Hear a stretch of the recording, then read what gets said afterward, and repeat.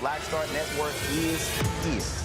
Hold no punches! I'm real revolutionary right now. Support this man, Black Media. He makes sure that our stories are told. Thank you for being the voice of Black America, Roland. Stay black. I love y'all. All momentum we have now, we have to keep this going. The video looks phenomenal. See, this difference between Black Star Network and Black-owned media and something like CNN. You can't be Black-owned media and be scared. It's time to be smart. Bring your eyeballs home. You dig?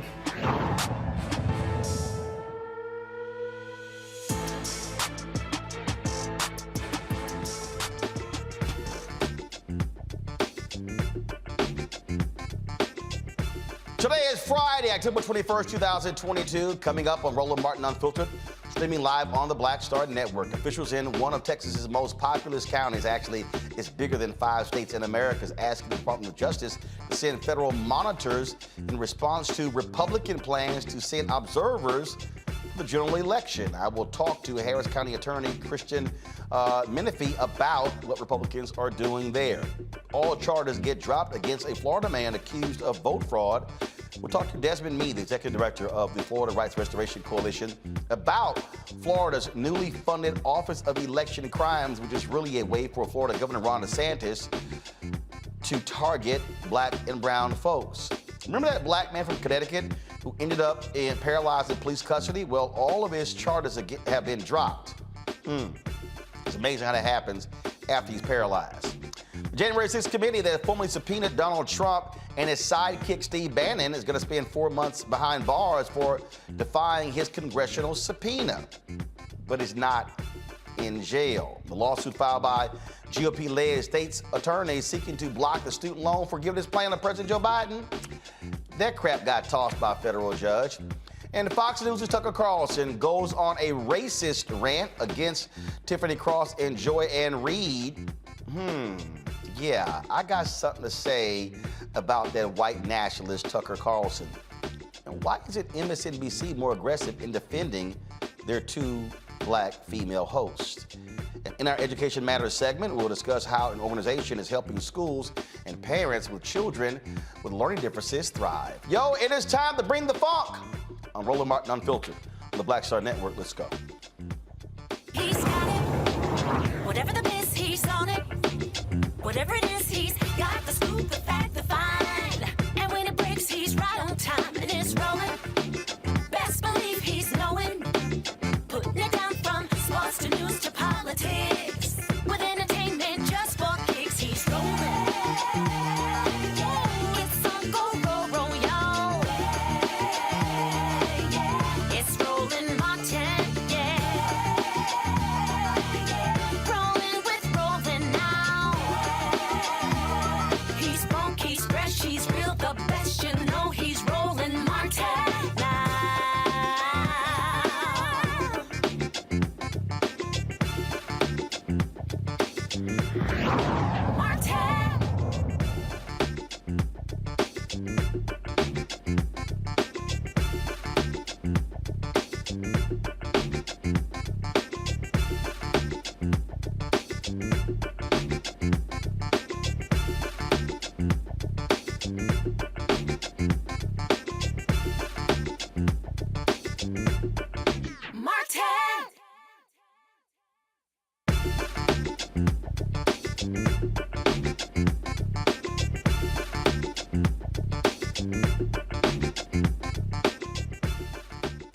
All right, folks, we told you how Florida Governor Ron DeSantis has been targeting black and brown folks formerly incarcerated there with his BS voter crime integrity, waste of money unit.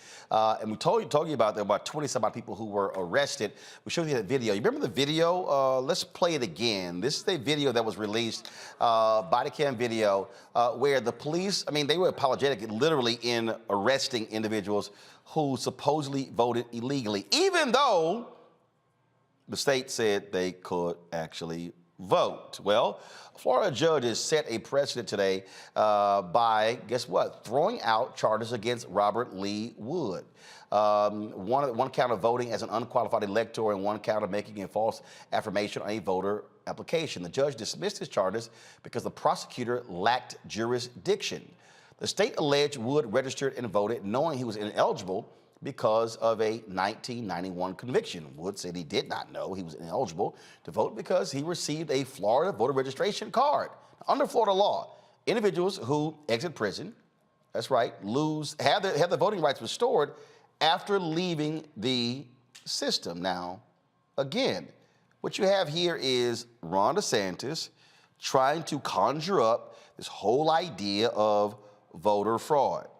Now, if you want actual voter fraud, go to the Villages, a largely Republican community where there were people who were actually arrested for illegally voting.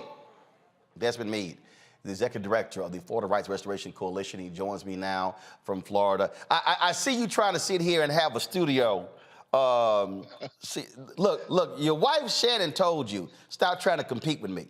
But I see you trying to sit here and got your little lighting and everything. You got your upgraded camera. You know, you got your big old microphone. You need to get you a lavalier. So I see you, Desmond. I see you trying to keep up with a brother. How you doing, Roland? Or should I say Uncle Roro? That's how it is. Before we came on the air, I said, Henry, look at Desmond trying to keep up with a brother. I see with the whole look at the background, everything. You know, I see you. Y'all, for everybody watching, y'all don't know. Every time I buy some new piece of equipment, all of a sudden Desmond go buy it. Desmond, I got my upgrade. I got my FPV drone. You got one of those? Well, no, I got a DJI, 2 of them. Well, I got DJI. It's a DJI too, but it's the FPV. Yeah, I'll send it to you offline. Let's talk about this deal here. Bottom line is here. You know, y'all got Amendment 4 passed, voted overwhelmingly. Republicans in the state, they do not want to see all those formerly incarcerated people voting. They put roadblocks, they threw up there, having now to pay all your fines, and they went to the Supreme Court, got it affirmed there. And it's just one thing after another. Now you have this latest attack against folks who are formerly incarcerated, and we're talking about 20-some-odd folks. Would you say there were lots more who were being targeted by DeSantis? Oh, yes. No, Roland, one of the things I tell folks, you know, when they ask me about my reaction about this case getting dropped, you know, I have, I'm guarded enthusiasm. And it's because, you know, I know that there are thousands of people, you know, back in, I believe, prior to June of 2021, there was a list of thousands of individuals that was given to the state that allegedly should not have been voting. And, you know, people talk about the 20, but we know that 10 folks prior to the 20 in April of this year was arrested. One of them was a homeless man. You had a grandfather that was pulled out of his home and arrested. But I want to share this with you, Roland, because I think this really centers where I and my organization are coming from. FDLE did an investigation of the initial 10 people in Alachua County back at the beginning of this year. And one of the statements from one of the gentlemen that was under investigation was read like this: I wanted to be a part of civilization instead of being hidden away from crack and everything else in the dark hole. I wanted to be a part of life again. So I said, let me try to vote. It felt good to be a part of something instead of being hidden away. You know, and I read that statement because it really centers me on people, right? At the end of the day, man, we're talking about returning citizens of this country that just want to be a part of democracy, but because of the political gamesmanship that we see going on, that we have people that are suffering, people that are being arrested, people that are being traumatized, families that are hurting. You know, what we don't hear about is that every man or woman that gets arrested, if they're the breadwinner for their family, right, while they're incarcerated trying to post bail, guess what? Who is providing for their family? These people could be losing their jobs. And there we go, exasperating the collateral consequences that people with convictions or people that are interacting with our criminal justice face. And all for what, right? For some kind of game? You know, because at the end of the day, none of these people should have even been arrested. The thing here that is amazing, that They're arrested. Now they got to go through all of this crap. Now they got to go through the legal system. Now they got to hire attorneys. Now they got to incur more costs. We can just go on and on and on again. And that's what's also shameful. And then now you go to court and the charges get dropped. Well, they can't recoup all that money they lost. And it's not like these are people with sitting on a bunch of money. I mean, you see this video right here. This black woman, she's like, what? And then she goes, let me go tell my husband. No, man, we got it. We'll go tell your husband. I mean, it's crazy. Roland, you know, I'm one of the things I'm just grateful that God has really allowed me and my wife to really be in the line of work that we are, because right now, you know, FRC, our efforts have created funds that allow people who've been arrested, we will take care of their bail, right? And we'll also, if they want to, we would help provide them legal defense free of charge, right? And then the one thing that we have to also worry about is that when they're arrested, that arrest get on their record. Then, of course, you know, Sheena with the Clean Slate Initiative, that's something that they're working on to clear these arrest records off of people's records so people will be able to get jobs and housing and to be able to really thrive, right, and be successful in life. And let's be clear what's happening here. You got Republican states attorneys who are saying, okay, this makes no sense. This was a letter, go to my iPad, this was a letter that you sent me, and this is dated October 14, 2022. Sex offenders voting in elections. The Lake County Supervisor of Elections presented 6 cases for review concerning convicted sex offenders voting in the 2020 general election. Letter goes through laying out the statute, things along those lines. This is what the state's attorney office said. Yes, and rightfully so, Roland. You know, one of the things that a lot of folks are not talking about is caught up in this snare or this persecution of returning citizens are people who registered as Republicans, right? And so when we look at the total breadth of people who've been impacted, you know, I thought that this was a wonderful opportunity to really talk about what does democracy really mean to us, right? You know, some people, they were concerned about the raid on Mar-a-Lago, saying, you know, why would the FBI want to raid Donald Trump's residence 2 years before the presidential election? Well, if they're concerned about that, they ought to be outraged that people are getting arrested on the eve of election. Right. Right, not 1 or 2 years before an election, but on the eve of elections and during elections, you have people being drugged by out of their homes. You have people who, when they were arrested, the SWAT team came to arrest them as if they were Pablo Escobar. And it is about intimidation. And here's the thing this letter says.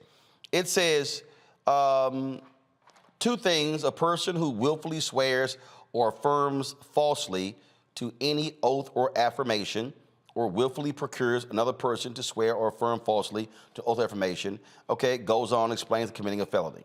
This is what they say. In all of the instances where sex offenders voted, each appear to have been encouraged to vote by various mailings and misinformation.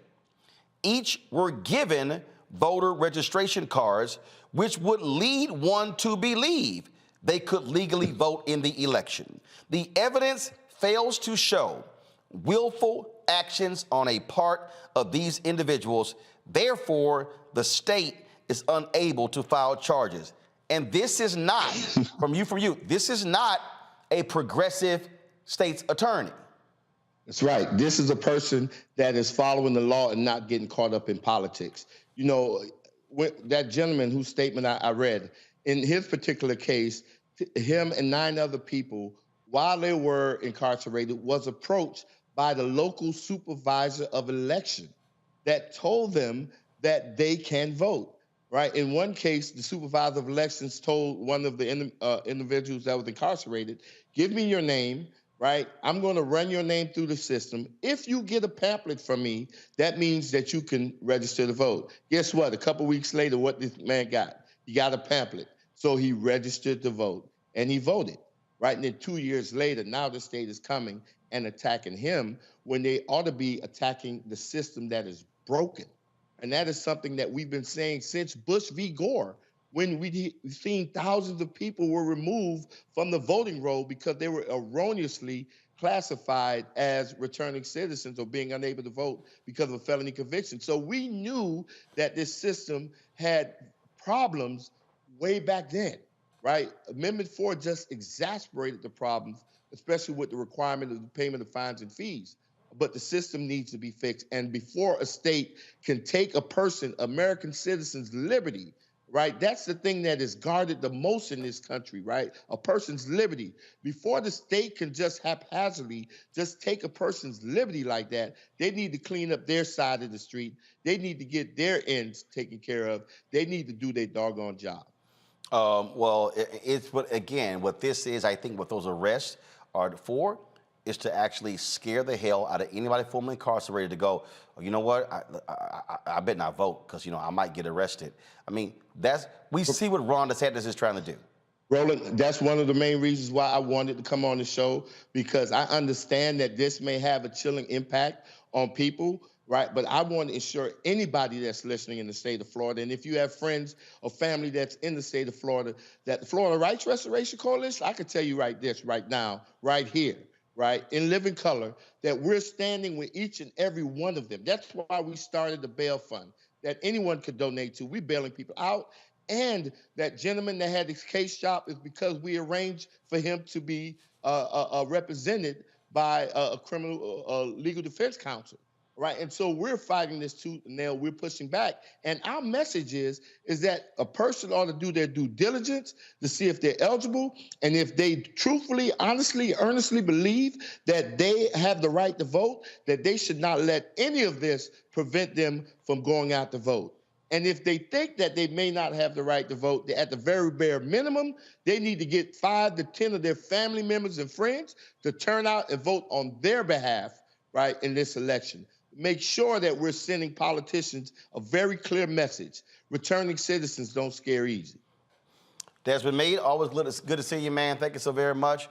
Look, we're going to be right here, again, letting people know about these issues because what too many of these Republicans are doing is that they don't want free and fair elections. They don't want to open the opportunities for everybody to vote. And this is all meant to have a chilling effect on the formerly incarcerated, the 1.4 million people in Florida. And it makes no sense whatsoever. And as you said, there are people who are formerly incarcerated who are registering as Republicans. So there's no assumption that all of these people are going to be Democrats. But what they're doing here just simply makes no sense whatsoever. And it's a massive waste of taxpayer money. Oh, of course, it definitely is. And, you know, it's a shame that this is going on now. You know, one of the things I said earlier was that, you know, you would expect people who we elected to office or appoint into certain positions to not try to manufacture excuses for a failed system or a broken system. What we expect these individuals to do is to develop solutions, right, to these problems. Not put the blame on citizens when the responsibility is really on the state. All right, then. Desmond Meade, I appreciate it, man. Thanks a lot. Thank you for having me. All right, folks. Again, another example of what Republicans are doing is in the state of Texas. They cannot stand Harris County. Why? Because Harris County has gone blue in many ways. And so Republican Governor Greg Abbott, Lieutenant Governor Dan Patrick, the Secretary of State, the thug Attorney General Paxton, they have been targeting Harris County. Remember, they battled them when it came to the voting changes they put in place during COVID. Now they're trying to send in observers to look at the vote in Harris County. Why? No reason whatsoever. Now Harris County leaders, Mayor Sylvester Turner, Judge Linda Hidalgo, they have sent a request to the Justice Department, Civil Rights Division, for federal monitors. In the letter, Harris County officials say they are concerned about the timing of the Texas Secretary of State and Attorney General's plan to send inspectors, election security trainers, and legal advisors to observe the election. Harris County is the state's largest metropolitan area. And of course, as I said, Democratic leaning. The changing demographics, Texas Republicans have made it harder to vote in the state, and this move adds to the restrictive measures to intimidate and add doubt to voters' confidence. The DOJ has not responded to Harris County's request. Joining us now is Harris County Attorney Christian Menefee, one of the signees of the letter. Christian, glad to have you on Roland Martin Unfiltered. This has been, and let's take people back for about 5 years. 2017, Republicans were so pissed off because Democrats were being elected countywide in Texas, countywide in Harris County and Dallas County, that they changed the law and they got rid of straight ticket balloting, straight ticket voting, all because of what happened in Harris County. COVID hits. Then they get upset about the changes put in place when it came to drive-through voting. It's like, oh, no, that's bad, which made no sense because literally if you can vote in your car, what's the difference between you getting out of your car and walking into a building? But it was all because of health and safety protocols. Then they went after Harris County because of drop boxes. And so one location in all of Harris County, and people don't understand, Harris County is larger than about 4 or 5 actual states in America. And so for a state, Roland, it'd be the 25th most populous state in the country. There you go. So this is a direct attack on Harris County because Democrats have been elected countywide in Harris County. That's exactly right, Roland. And really, you make the point perfectly. It's about context here. This is part of a pattern of state GOP leaders in Texas directly working to undermine election officials in Harris County and to cast doubt in the election processes. Back in 2016, you saw folks being elected countywide, and that really started in 2008 when President Obama first got elected. But the first midterm that we were able to win in Harris County was in 2018. And immediately, you saw the state of Texas stepping in, trying to undermine our processes. Of course, during the global pandemic, we expanded voter access in ways that people hadn't seen before. You had drive-through voting. You had 24-hour voting locations. Not only did the state come in and threaten to take legal action against Harris County for doing that, but in the next legislative session, they passed one of the most restrictive voting laws in the entire country, directly aimed at undermining the things that have been done in Harris County. In fact, on the floor of the Texas House, one of the representatives who was a sponsor for the bill took some language out of the Texas Constitution, which clearly has racist roots. It was intended to preserve the purity of the ballot box. They let us know exactly what these laws were about. Fast forward, we changed from a clerk administration system to an elections administrative system. And when we created that office, the state of Texas at first refused to acknowledge the creation of that position. And now here we are today, where they have announced a nonsense audit. And this audit was announced last year. Former President Donald Trump publicly called on Governor Greg Abbott to audit the 2020 election in areas in the state of Texas. And just hours later, the Secretary of State's office magically said, oh, actually, we've already been auditing that election in several counties. And so we're going to continue doing that with our full forensic audit. This was obviously done to appease former President Donald Trump. And they have now stretched that, used it as leverage to come up with a bunch of unremarkable conclusions that they say require that they send inspectors and a task force of folks from the Attorney General's office. And I think that those words are very important, Roland. Inspectors and a task force. They're trying to intimidate our election workers. They're trying to make people fearful of participating in the process. And that's why we're calling on the DOJ to send monitors to watch the state of Texas as they involve themselves in our election. And here's the crazy thing. He won Texas. But in Texas, they are pissed off at Democrats being elected in Harris County. They're mad.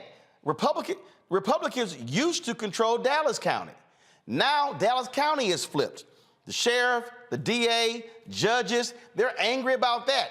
They are upset. Bexar County, San Antonio. They've been upset with Travis County, where Austin is. They cannot stand what has been happening in these larger counties, and then they're really upset with the white suburbs. But folks don't realize, in the 2020 election, Democrats were within 4 or 5 seats of taking control of the Texas House. That's what they're most freaked out about, because then if Democrats get control of the Texas House, the Senate is just hard because you've got all those rural areas of Texas, and so they're all going red. But they know that if Democrats control the House, they control the Speaker of the House. And they can't ram through gerrymandering and other bills, and they do not want the suburbs of Houston dictating politics in Austin. That's why there's a target on the back of every official in Harris County. That's right. These efforts were aimed directly at Harris County. You made the point that Dallas County went blue before Harris County did, and that's exactly right. But what we've seen is the way that they have attacked Harris County and the Houston area has been unique to the state of Texas. It's nothing like anything we've seen in the history of the state of Texas. And I would argue that if you look at the mayor of Houston, an African-American man, Sylvester Turner, if you look at Lena Hidalgo, who was elected as the first non-white man, a young Latina who serves as our county judge. If you look at my race, I was the first African-American elected as Harris County attorney. The people who are in these offices look different and think different from the folks who run these states and this state. And that's why they've directed their vitriol towards our county. And they understand that the policies that we're implementing in Harris County are working. People are beginning to see the light and now shift their votes to Democratic. And everybody knows that the path to flipping the state of Texas must go through Harris County. You've seen many of the major candidates on the Democratic side spending heavy amounts of time campaigning here. And at the same time, Roland, we've seen an unprecedented amount of money being poured into our local county judge race by Republicans from across the state. We've seen our governor talk about folks involved in that race. We've seen our lieutenant governor talks about folks involved in that race. They very much want to try to take Harris County back. And, you know, if all else fails, you come in, you set up, and this is happening across the country. It's part of, you know, a nationwide thing that occurred after Trump pushed the big lie. But you put processes in place so that people can call into question the results of the election. And immediately following the election, you can try to undermine the legitimacy of the people who took elected office. All right, then. Christian Menefee, look, y'all keep the fight up. It's just ridiculous what is happening there. And this is all political payback from Republicans in Austin. We're going to keep up the fight. That much I can guarantee you. Thank you. I will see folks in Houston. I'll be there on Sunday. There's a GOTV rally taking place, a Get Out the Vote rally. Folks, pull the graphic up if y'all have it ready. We're going to be there partnering with the NAACP and other organizations for this GOTV rally. The point, folks, is simple. Is, again, drive the vote. Understand we can talk all day, we can criticize all day, we can complain, but the way to shut these folks down is to do so at the ballot box. And so there is tremendous power in doing so, and we have to be willing to use our power at the ballot box. And so this is, go on iPad, please, when it pulls up. It's called the Fight for Democracy. I'm going to pull it up right now. Give me 1 second. We're going to be there with a number of entertainers, other speakers, and activists as well. Again, encouraging folks to vote. Early voting is taking place. We are seeing massive turnout of early voting in various places. And so you see it right there, the Fight for Democracy. Again, working with the NAACP Sunday, 4 to 7 p.m. At Avenida Plaza. And Bun B, LaToya Luckett, Slim Thug, DJ Mr. Rogers, DJ Frank Ski, Lil Kiki, Spud Howard, Lenora, Mango Punch, and many others will be there. And this is a partnership with a number of organizations. This GOTV rally taking place in Houston. Let's introduce my panel right now, folks, to talk about this. Again, what is happening, because I keep warning y'all, we can sit here and play games if we want to, but what Republicans are trying to do is devious. Understand how utterly ridiculous it is, and their whole strategy is to keep us from voting, because they know if we use our power and if we drive our numbers in a significant way, they cannot win, which is why I keep telling y'all, if we start voting at 70 and 75 and 80, 85, 90% of our capacity, we could flip elections all across the country, all across the South, the Midwest, the Southeast, but it can't happen when our turnout is at 35, 40, 45, 50%. It simply can't happen. Matt Manning, civil rights attorney. Michael Imhotep hosts the African History Network show. Dr. Nola Haynes, Georgetown University School of Foreign Service. Glad to have all three of y'all here. I mean, look, Matt, you're there in Texas. You take the case in Florida, how they're targeting folks, those formerly incarcerated. You look at what they're doing, trying to do to Harris County. This is all a part of the Republican strategy across the country to keep us from voting. This is classic voter suppression. Absolutely. There's no question that it's classic voter suppression. And as it relates to Florida, what's particularly interesting there is that Ron DeSantis, obviously we know he's doing all of this to try to get reelected, dispatched states attorneys who didn't even have jurisdiction. So the court threw it out because there was no evidence that the crimes actually took place in two different counties. And that's like a threshold issue. That's something that a basic prosecutor would look at and know whether they have jurisdiction or not. So that's what's particularly insidious, is that, they're going forward on claims that they know they can't prove because they want to chill people's right to vote. As it relates to Texas, you're exactly right. I mean, they attacked Harris County during the pandemic, trying to, I think, cut it down to one drive-through mail ballot box for an entire county of 4 million people. I mean, not even hiding their position and not even hiding their strategy. So I think you're right. I think the right to vote is completely under assault here in Texas. And Greg Abbott and Ron DeSantis, as I say every week, are both trying to use people as pawns to get reelected. All of this is not only the Republican strategy, but their individual strategy to try to stay and to leverage some of that, votes from the Republican base, and to let people know, look, we're doing everything we can to keep this America the way you want it and the way we think it should be. And they're not hiding that fact at all. Look, Nola, I mean, I can tell you right now, folks are watching, people out there who are like, I'm not quite sure. Look, there's a very deliberate effort by Republicans across this country. We can just go state by state. So this is not isolated. No, this is all by design, because they know if they shrink the electorate, they got a better chance of winning. Why Donald Trump so angry? Because the electorate expanded in 2020 with mail-in balloting and ballot drop boxes, and Republicans are pissed that they lost. Absolutely. Well, first of all, it's really nice to be in studio, so I'm happy to be here. And it is strategic, and it's strategic and it's very dangerous. I often feel like, lately, like Thanos snapped his finger and like half of the population across galaxies disappeared. It's like he snapped his finger and we're like back in the 1950s before civil rights legislation. That's what it really feels like. The fact that the federal government has to come in and monitor voting, that is just mind-blowing, and it's setting a very dangerous precedent.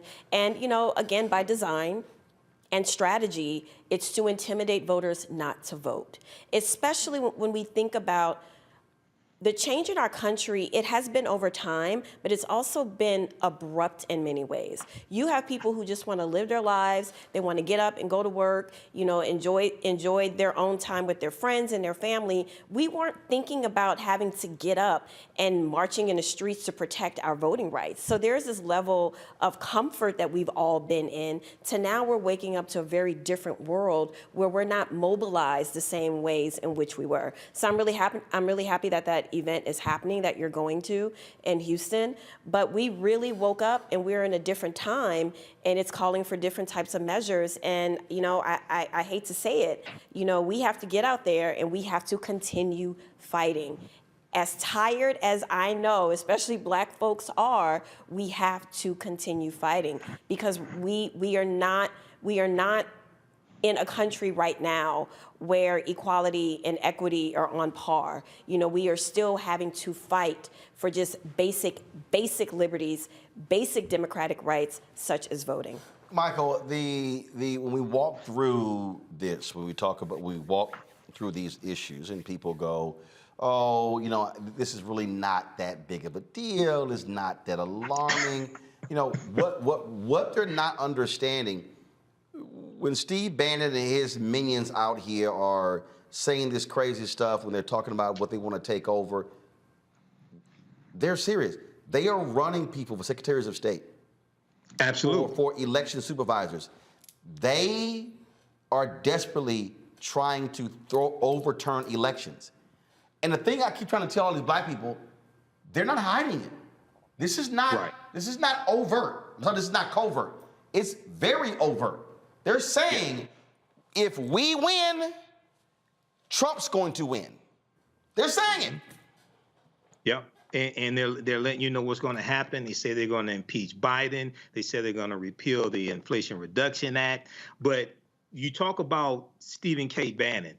Bannon said some months ago on his podcast that the way to political power in America today is through the local school boards. And if you study what's happened with the local school boards and the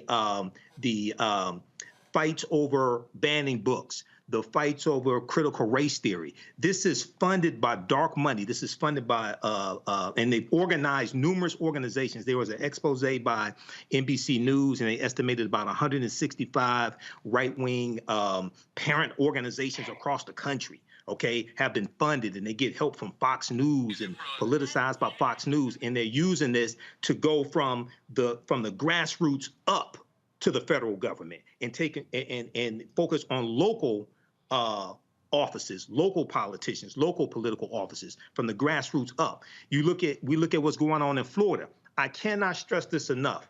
I know, Roland, when you were interviewing Desmond Meade, and shout out to that brother, you were saying that this doesn't make sense or something like this. It makes perfect sense when you understand the history of Florida. Okay, Florida was the first state to have poll taxes in 1889, before Mississippi had poll taxes. Florida instituted its felony disenfranchisement law in 1868, 2 years before the 15th Amendment was adopted. And when you go research the history of Florida, they did this. They instituted felony disenfranchisement laws in a state that had a 48% black population. Almost half of the state of Florida, after slavery ended, was African American, and they knew that if they did not put laws in place, these black people would vote and take over the state legislature. Yep. Okay? So this makes perfect sense. What we have to understand is that this may be our last free and fair election here in 2022. That's real. This people don't understand how dangerous this stuff is. These people are playing for keeps. Indeed. Got to go to a quick break, folks. We come back, we're going to talk about an effort, the combined comedy with voting.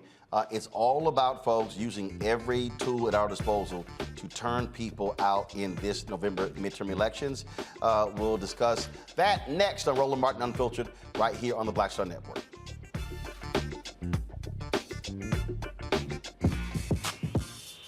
When we invest in ourselves, our glow, our vision, our vibe, we all shine.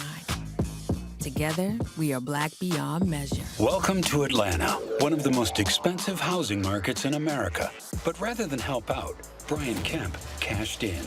He made hundreds of thousands of dollars in real estate. His net worth skyrocketed. And while Atlantans struggled to stay in their homes, Kemp gave $10,000 tax handouts to the richest Georgians and a nearly $700 million no-bid contract to his campaign donor. Brian Kickback Kemp, making Georgia work for him, not you. When we invest in ourselves, we all shine. Together, we are black beyond measure. Hi, I'm Vivian Green. Hi, I'm Wendell Pierce, actor and author of The Wind in the Reeds. Hey, yo, Peace World, what's going on? It's the Love King of R&B, Raheem Devon, and you're watching Roland Martin Unfiltered.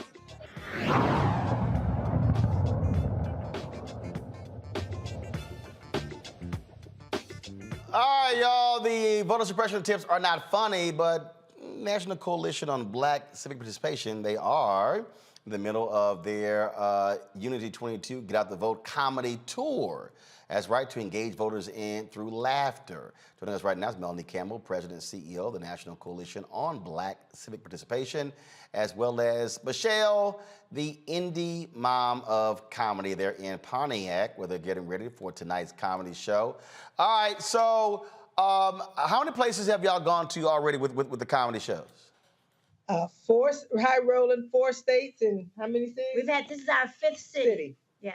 Gotcha. And so how have things been going thus far? And then so you have comedy shows, but what are you doing there? Is it a requirement that are they free? Or if you got to buy a ticket, you got to register? Explain what's going on.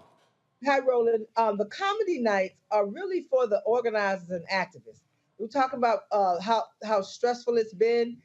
So we are hosting these comedy nights to bring some laughter and some joy to the folks on the ground who are doing the hard work. And then we're joining them in their organizing. These are a lot of these are our state affiliates and partners for the National Coalition, but many is a coalition effort. And the whole idea, because we had heard from folks in the summer saying, look, we've not had a break in 6 years. It has been relentless. And it's part of the strategy is to get folks so tired that we can't continue to fight. So that's what the comedy nights are all about. And then we go out and canvas, knock on doors, and bring it. And yes, it is free. We're not charging anything, but to come and enjoy themselves so they can fight another day. And that is something that we're quite sure. You try to use culture in different ways. Right. And so Michelle, my Sarah here, Delta Sarah here, who has been our lead on this. And so Michelle, anything? So Roland, for us, we understand that there's a lot of apathy. Even for the people who are boots on the ground, they're tired.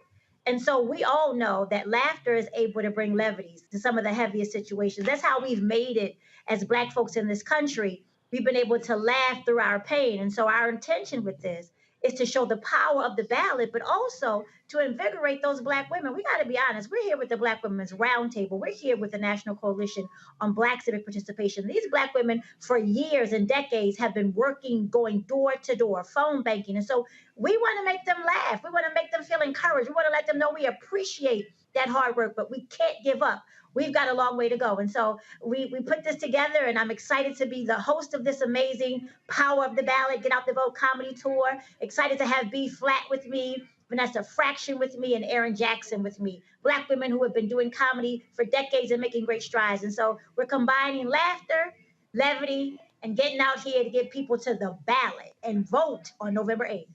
Ain't no brothers? Yes. No brother comedians, Roland? No, Michelle talking about all the Black women working, Black women. I was like, what, the brothers can't laugh? Bro, the brothers are right there laughing with us. I just want to make that clear, because Michelle ain't like the brothers ain't working. Nobody said that, Roland. There you go. Don't let me have to roll the video back. Anywho, we are right there. And look, everybody's coming in. Yes, it's Black Women's Roundtable, but we got the Black Women Initiative down there. We had John Taylor with us on the ground. We got brothers right there with us, laughing as well. And also, we're leveraging the power of the Sister Vote, power of Black women who are leading in this work on the ground. But the comedy night is for everybody that wants to come, that's doing the work. Absolutely. You can come, Roland. Look, I ain't dealing with you. Last time I had to deal with you. So Roland, thank you for showcasing a lot of what we're doing on the ground. We know you all over the place too, but if you find a minute or two to come join us, we're actually extending it, and we're going back to when we leave Michigan, we're going to Philadelphia and Pittsburgh, but we're going back to Florida and Georgia. We to help them with the final push. In Florida, we're going back because when we were there for the comedy night, a lot of they're dealing with still, even though they don't talk about it on the news as much. That storm really impacted Black communities. So we're going back to Daytona. We're going to be on Bethune-Cookman's campus, and we're going to Orlando as well as other parts of Central Florida, and then we're coming back to Georgia to close out right through election day. We're not going to let off the gas until election day. Oh, well, absolutely. And so that's great. Sounds great. Comedy is great. And so, Michelle, what your hair gonna stay that color through the whole tour? You know what? See, that's what you petty. That's what I'm just asking. I'm just asking. You Petty Murphy. I'm just look. I'll admit to being petty. Acting like a good alpha man. Come on now. What? I'm just saying she got Delta red hair. What?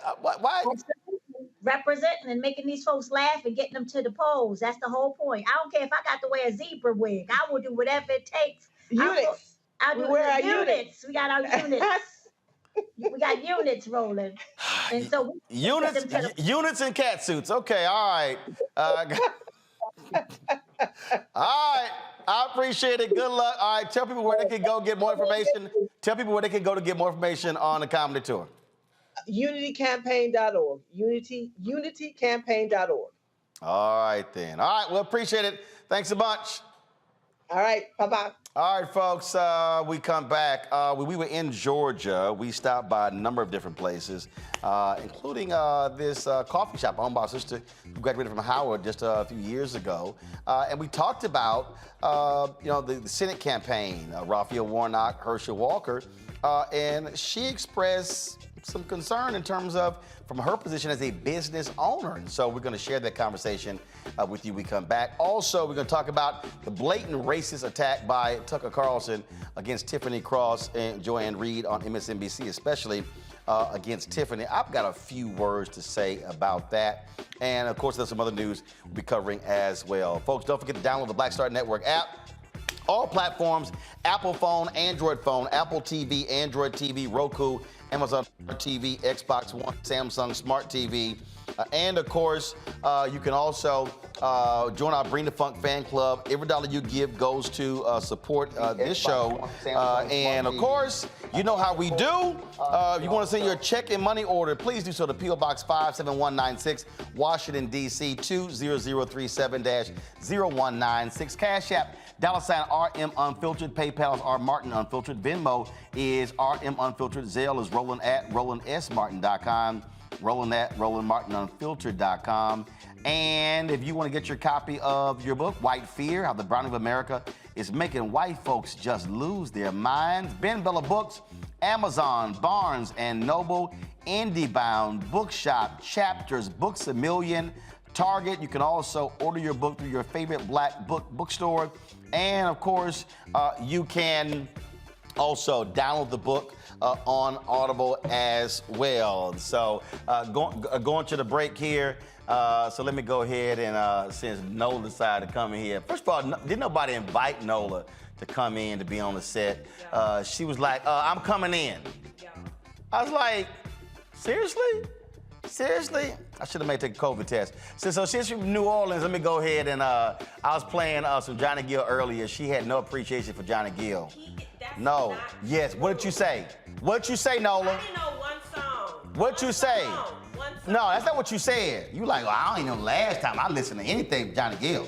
See, he putting extras on it. You putting extras on it. No, I didn't. Yeah, you were putting extras on it. That's what you said. I'm just not up listening to Johnny Gill. Well, you need to step your music game up. Oh, okay, I got to step my music game up. Yeah, because right now it's lacking, y'all. Apparently it's lacking. I was about to snatch that Johnny black Gill card. is the barometer That black of blackness. card was about to get snatched. Johnny Gill is the barometer of blackness. No's black card is in review. Oh, Lord. So, y'all go get y'all Johnny Gill now. Yeah, y'all damn sure better go listen to my man Johnny Gill.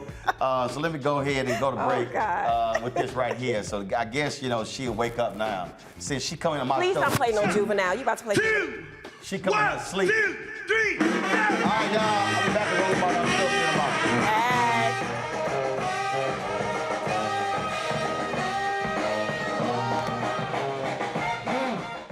When we invest in ourselves, we all shine. Together, we are black beyond measure. Welcome to Atlanta, one of the most expensive housing markets in America. But rather than help out, Brian Kemp cashed in. He made hundreds of thousands of dollars in real estate. His net worth skyrocketed. And while Atlantans struggled to stay in their homes, Kemp gave $10,000 tax handouts to the richest Georgians and a nearly $700 million no-bid contract to his campaign donor. Brian Kickback Kemp, making Georgia work for him, not you. When we invest in ourselves, our glow, our vision, our vibe, we all shine. Together, we are black beyond measure. I am on screen, and I am representing what a black man is to the entire world that's gonna see this. And this might be the only black man, a representation of a black man that they see. Right. So I am responsible. Right. For how they see black men. And it's my responsibility to, if I am not playing an upstanding, honorable, someone with a strong principle and moral core, to make sure that this character is so specific, right, that it is him, not black men. And I wish that more actors would realize how important their position is as an actor of color, playing people of color on screen. Because there are people that see us all over the world in these different images that we portray.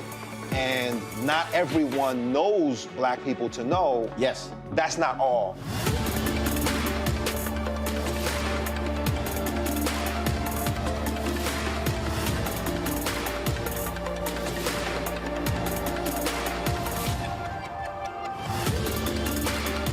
This is Judge Mathis. What's going on, everybody? It's your boy, Mac Wild. Hey, what's up, y'all? It's your boy, Jacob Lattimore, and you're now watching Roland Martin right now.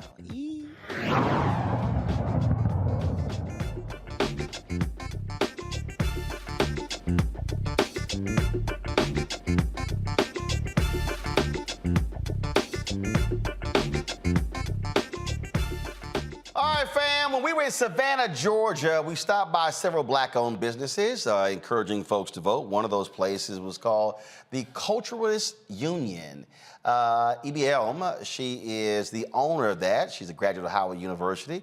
And we had a good conversation going by her place. And so check this out.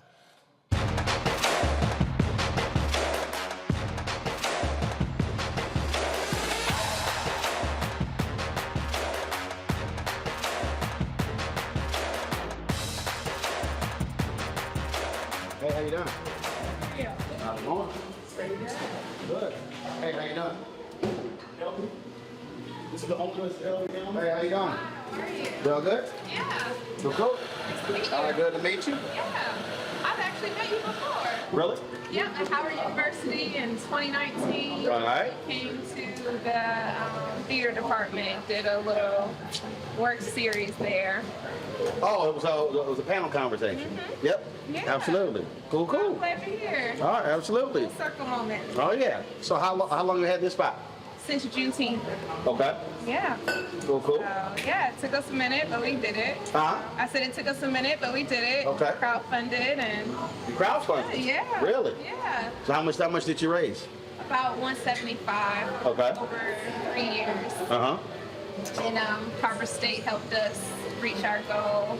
So, black-owned business, black-owned community, been good. So how has it, so you said since Juneteenth of this year? Yes. Gotcha. So about 4 months. Yeah. Okay. Yeah, we creeping on 6 months. So how has it gone so far? It's been good. It's been a blessing. It's steady. So. Now, you from here? No, I'm from Pontiac, Michigan. So how'd you pick Savannah, Georgia? I am an Army brat. Then I was in the Air Force for 10 years.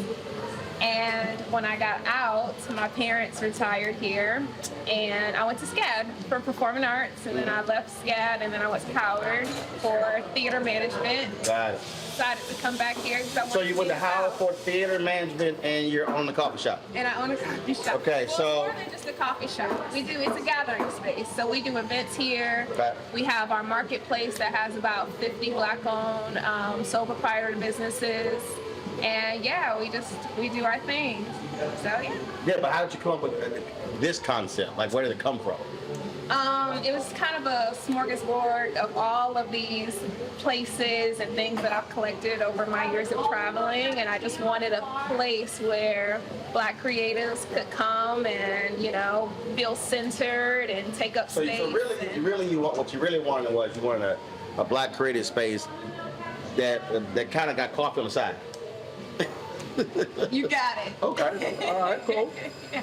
Cool. Yeah. And so folks have embraced it. Yeah, they have. Okay. Yeah, they have.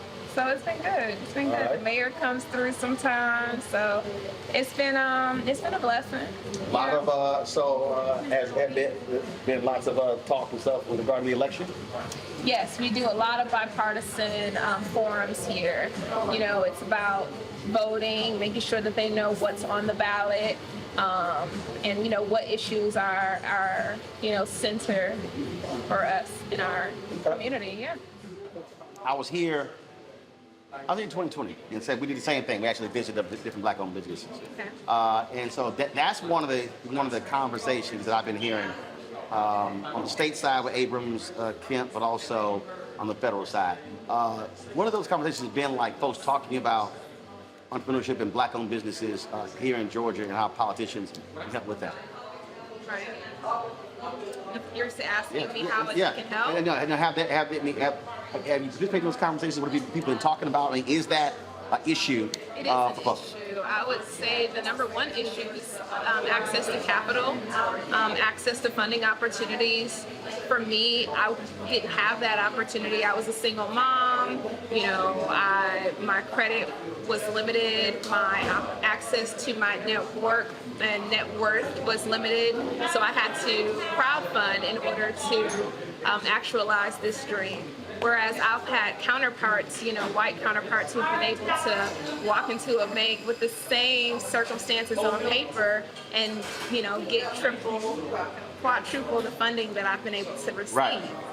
And so, you know, I don't know how to move that conversation forward, but I definitely know that it's an issue that needs to be addressed immediately, because there are a lot of Black businesses that just need the funding. You know, oftentimes they want to offer resources as far as marketing support and on how to get your LLC or how to, you know, file your taxes. And it's like that's all the easy stuff. Right. We're not ignorant people. We need money. Money begets money. And so until you are talking about numbers and capital that can help with funding a business, buying the equipment, paying for the staffing, paying for the inventory, then it's a non-starter. Then you're going to keep us, you know, behind the curve when it comes to economic progress. Now, did you come from entrepreneurship family? For me, I did.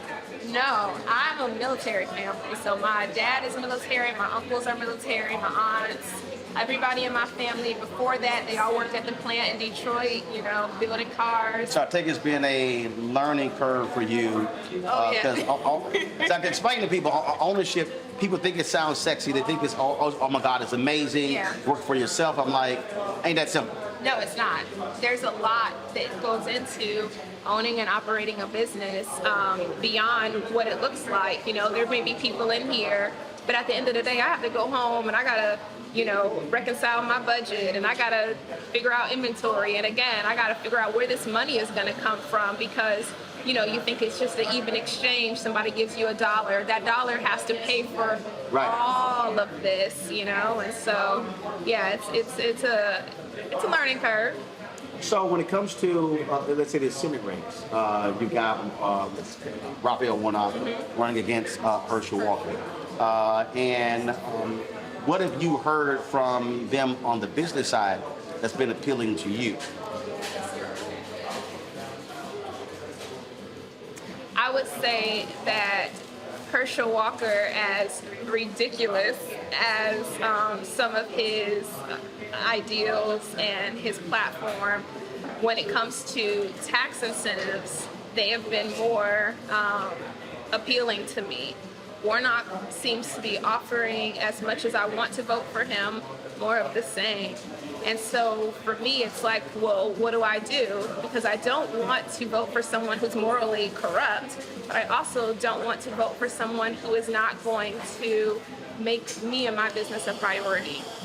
So it's one of those things where I'm just going to have to So you haven't decided? figure it out. I have not decided. And do you think that, because I've heard that from other folks as well, that, you know, it's on one hand, we have folks who talk about, oh my goodness, we've got all of these Black women who are starting businesses. We've got other African Americans who are starting businesses. But then what happens is when you're starting a business, you all of a sudden, you're not an employee. You're thinking like an employer. So you start looking at tax rates, start looking at pass-through, you start looking at, okay, am I keeping more of my money to grow my business? And what they don't tell you about that statistic about Black women, you know, creating more businesses, to be quite honest, most of those businesses are side hustles. There haven't been a lot of Black women who've been able to get capital funding from investors, less than 1%. There also hasn't been a lot of Black women who've been able to grow businesses outside of the six-figure range. So you have But it's not just Black women. Right. I mean, like literally, Right. pre-COVID, there were 2.6 million Black-owned businesses, 2.5 million at one employee. Exactly. And the average revenue is $54,000. The average revenue doesn't even cover a household. Right. And so what are you supposed to do when you need to pay for the things that you need to pay for, when inflation is at an all-time high, when you can't afford to grow your business because you can't afford to pay someone? Right. You know, so there's all of these nuances, but they just want to say, oh, Black women are killing the game. Yes, we're innovative. On paper. Yes, And we're doing it. And that's what I keep telling people. That's on paper. But until it sounds great. Right.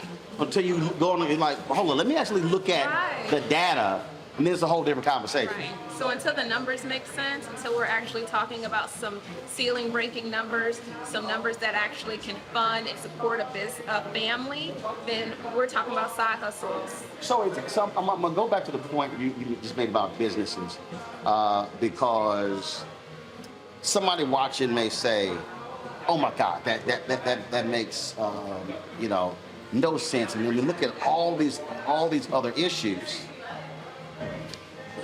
But when you're an owner, and again, I think a lot of people don't understand what that means.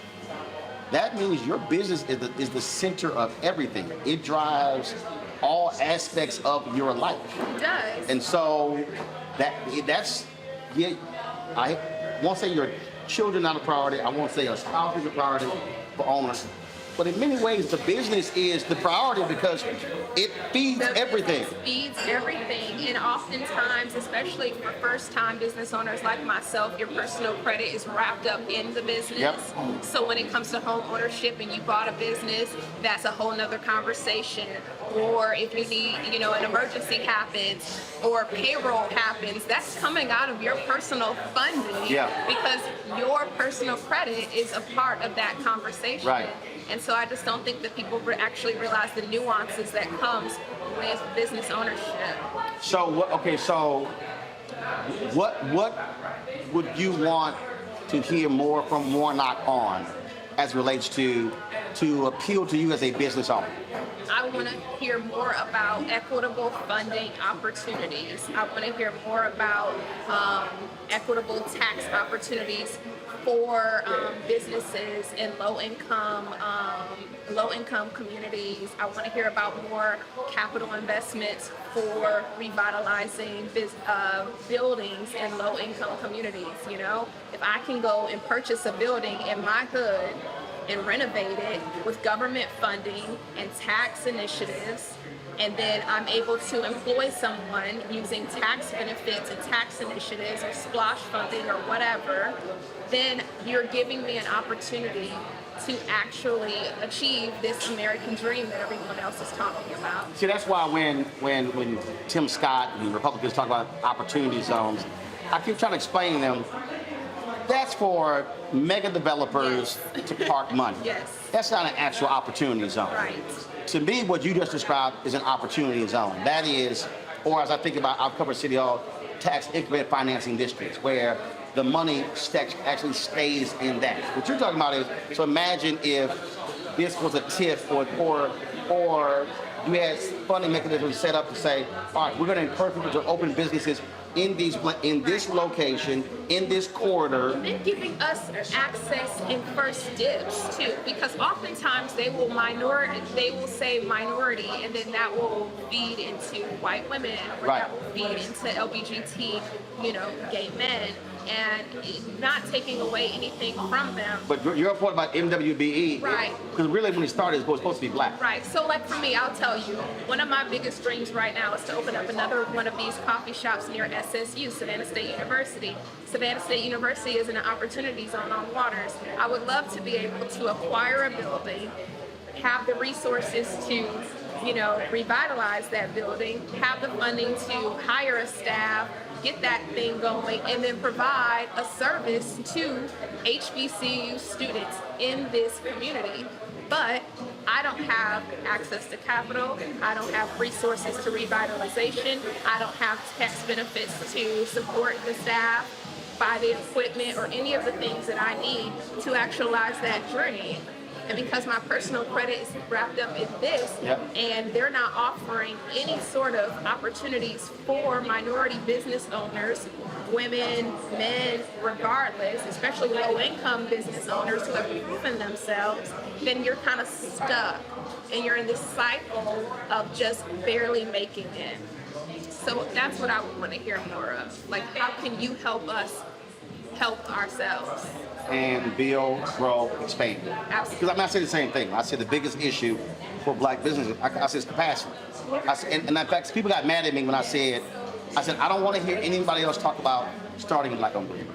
Like, oh my God, what do you mean? I said, No, I'm talking about you have to grow them. Grow it. I said having a bunch of businesses is one person, and you're right, it really is a side hustle, as opposed to having 5, 6, 8, 10 employees. Like so, for instance, when you how many employees do you have here? I have 4. Got it. And so when you started, that's what you started with? No, I started with me. Got it. And I still work behind the bar. Right. You know, my employees are part-time because, again, I can't fund a full-time employee. Right. I can't fund a manager. So not only am I, you know, the manager of this marketplace, which is an entire different business, I'm the manager of the event space that we hold, which is an entire different business. And I have to be behind the bar because, again, the resources just aren't there. Right. You know. Right. So until you're driving revenue, Right. at the end of the day, you've got to do all of those jobs. Again, and that's what I try to explain to people.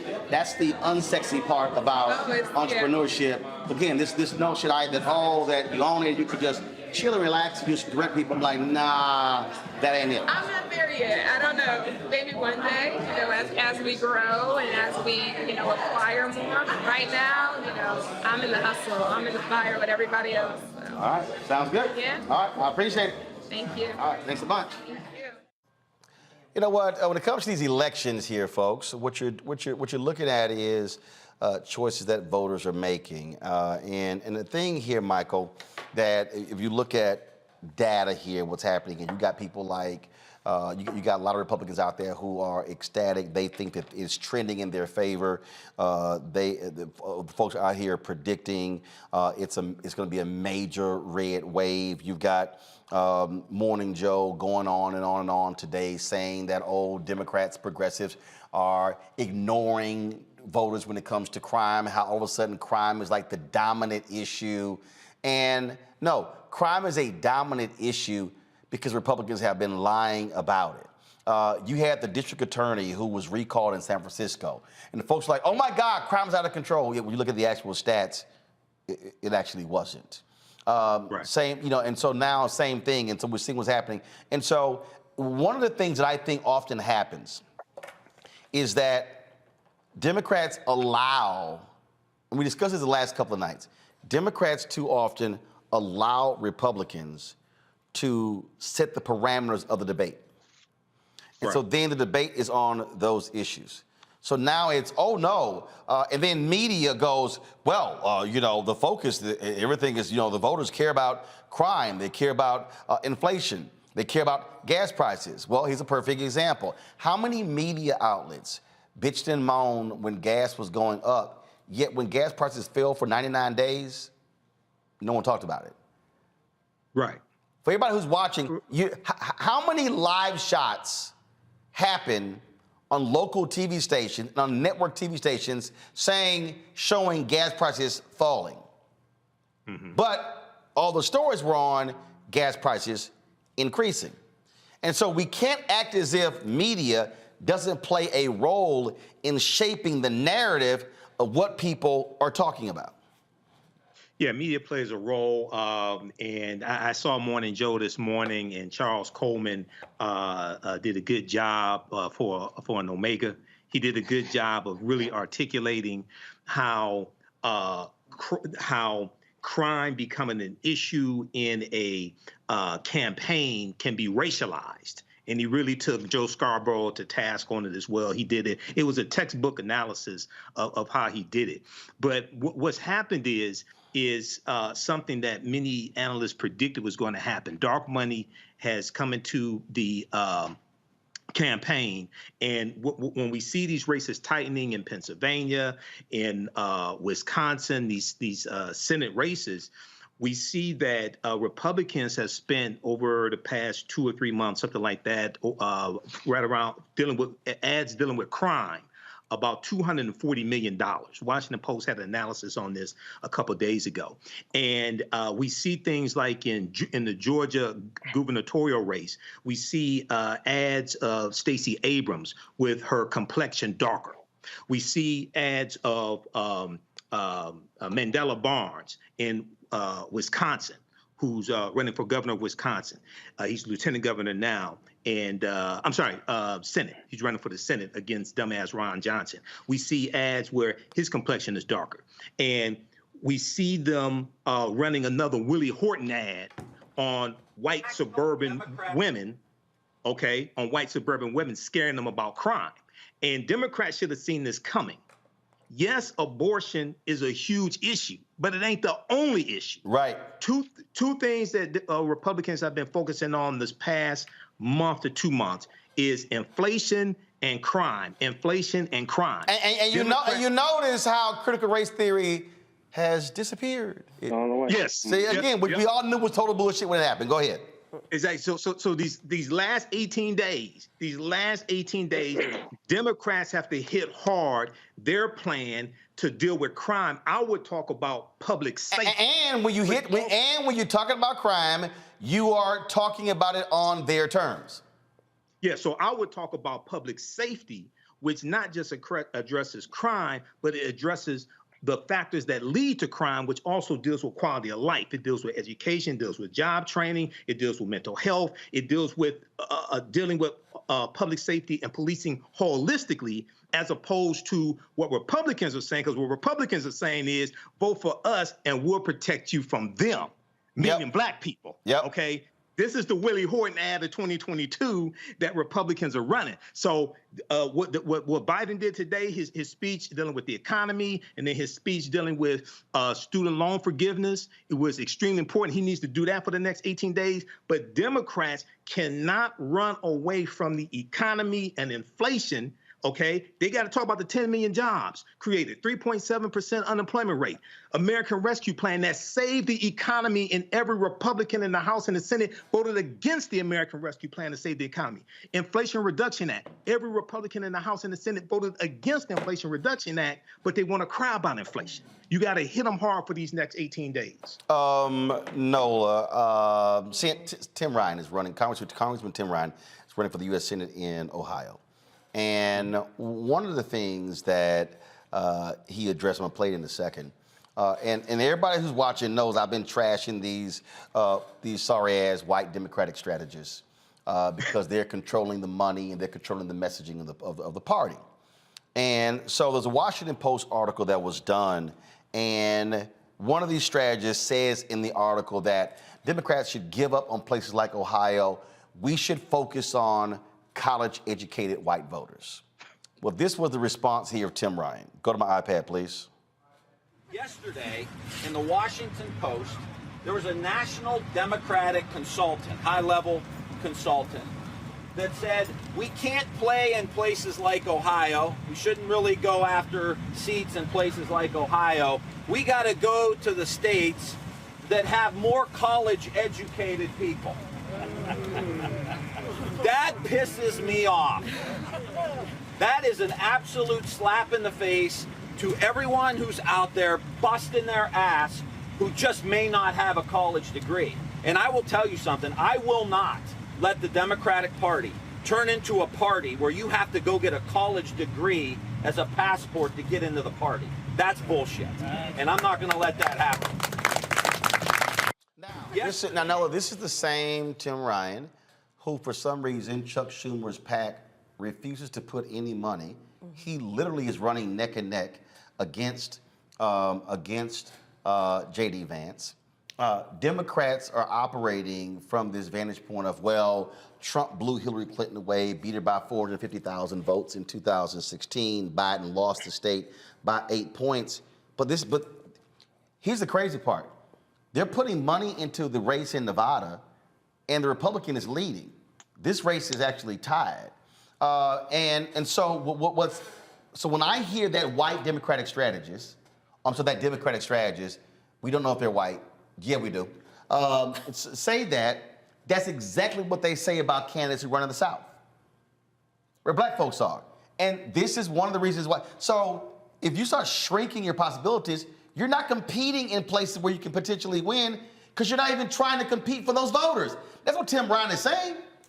You know, absolutely. And I have 2 points to make about this as a Southerner and also as a professor teaching at colleges.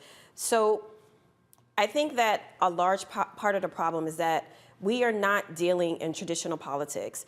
I think that a lot of these kind of ways that we used to operate in, the traditional metrics are not going to work, and people need to understand that the landscape has vastly changed. I don't know where people get the idea that college campuses are these liberal bastions, that people like me are somehow in the classrooms, trying to convince all the kids to vote blue. That's not what's happening. And actually what I am seeing in some of the universities that I've taught in, I've actually seen a more kind of turn towards conservatism. So this kind of idea that we need to get more college educated kids because, this kind of trope of that's like where all the liberal future elites are, that's not necessarily true. And then as a Southerner from the very deep South, it's also, it's condescending. And it's not only condescending to someone like me, but it's condescending to maybe one of my cousins who literally, work on a bayou and fish for a living, because they internalize it. They're like, well, they're not for us anyway. They're not thinking about us anyway. So why would I even care? First, to go out and vote during midterms when it's always historically low. And then secondly, why would you want to give somebody your vote when they're not even interested enough to target you in a positive way, to actually go after your vote as if it has value?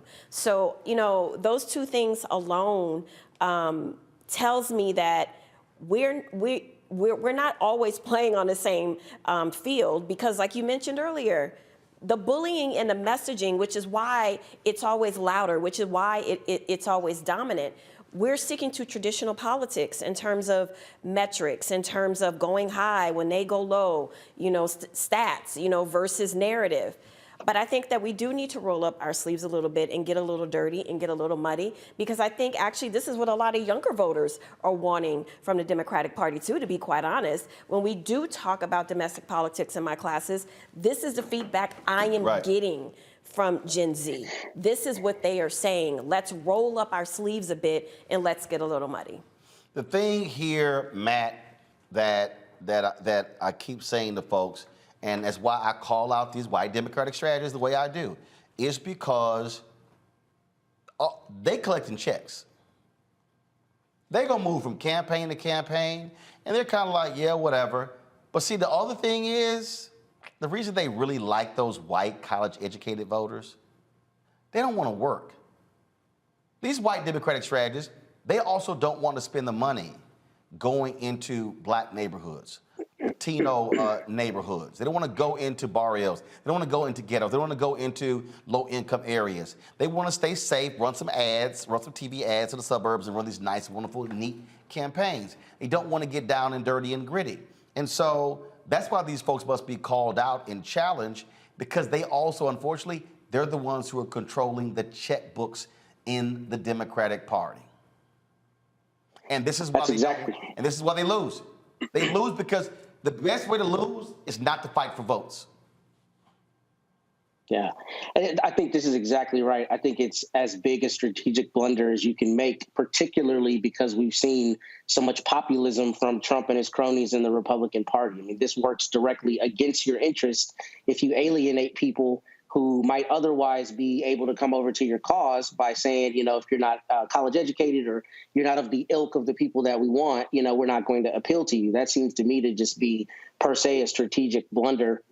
But on top of that, to your point, I mean, I think Michael said this earlier, Republicans are playing for keeps. Democrats are playing for likes. The Republicans are playing for keeps. We see that time and time again. So obviously the people who are in the strategy positions and who control the purse strings are not making some of the smart decisions. Case in point, here in Texas, I saw just yesterday, I got an email that Jessica Cisneros is running against Henry Cuellar, and the DCCC is paying Henry Cuellar despite his conservative leanings and the things that he's done, showing that he's not really, for the Democratic cause. So, I mean, I don't even understand some of the decisions they're making behind who they're backing and who they're not backing, including the sister that you had on from Florida last week, who said that they are choosing a different race despite hers being very competitive and having a big number swing that could mean that that district will go to her. So with that being said, it just seems like these strategists have heads in the sand, particularly because the trend right now with the populism on the Republican side seems like that's the last card you want to play, is appealing only to college-educated liberal folks. Yep, absolutely. That's what's going on. All right, folks, hold tight 1 second. When we come back, our Black and Missing. Also, Tucker Carlson shows his racist, misogynistic attack on black women last night.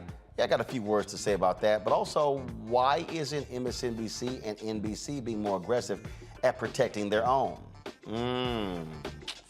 Yeah, I'm going to speak on that next. You're watching Roland Martin Unfiltered on the Black Star Network. Hey, on YouTube, y'all watching, stop sitting on y'all asses, hit the like button.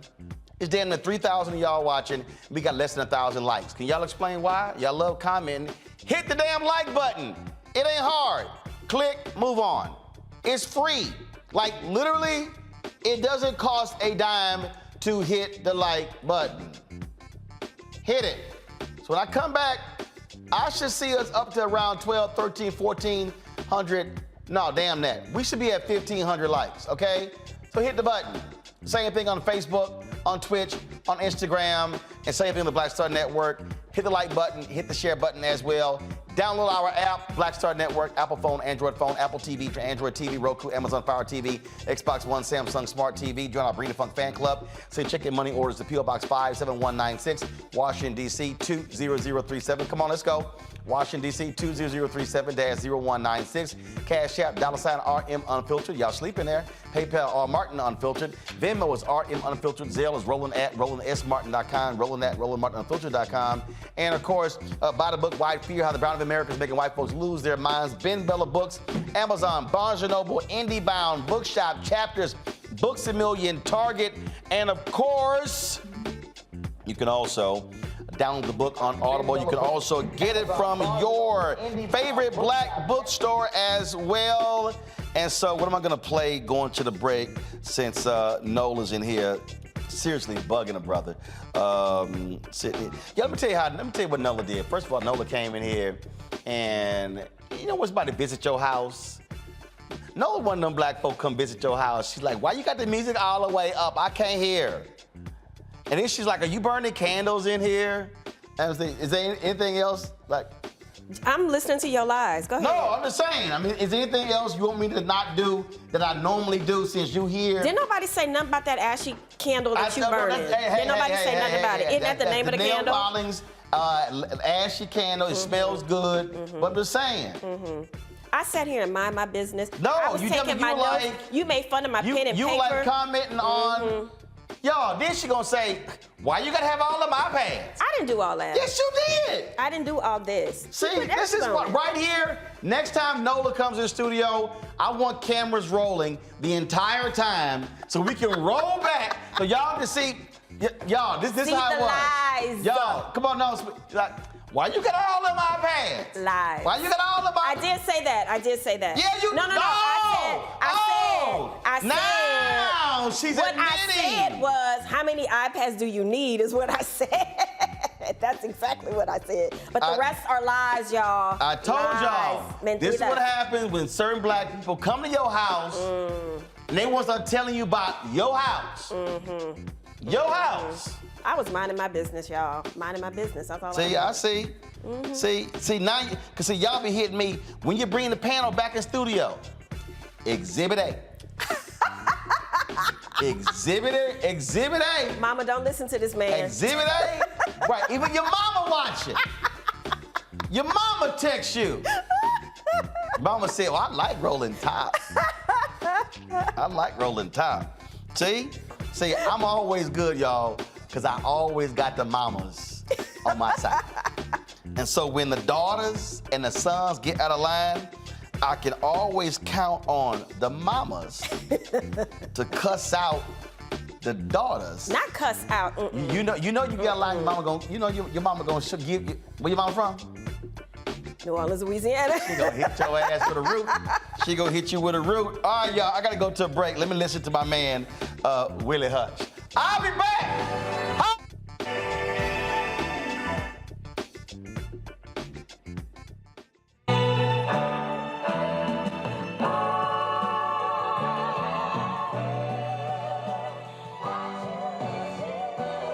When we invest in ourselves, we all shine.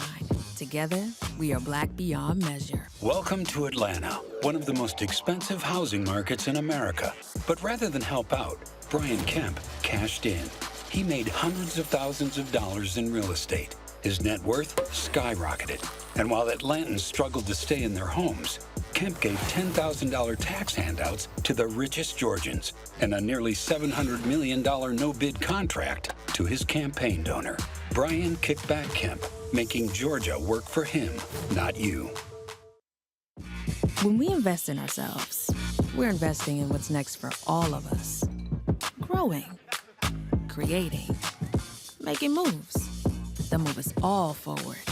Together, we are Black beyond measure. Hatred on the streets, a horrific scene, a white nationalist rally that descended into deadly violence. White people are losing their damn minds. As an angry pro-Trump mob storms the U.S. Capitol, we've seen shooting. We're about to see the rise of what I call white minority resistance. We have seen white folks in this country who simply cannot tolerate black folks voting. I think what we're seeing is the inevitable result of violent denial. This is part of American history. Every time that people of color have made progress, whether real or symbolic, there has been what Carol Anderson at Emory University calls white rage as a backlash. This is the rise of the Proud Boys and the Boogaloo Boys. America, there's going to be more of this. Here's all the Proud Boys, guys. This country is getting increasingly racist in its behaviors and its attitudes because of the fear of white people. The fear that they're taking our jobs, they're taking our resources, they're taking our women. This is white fear.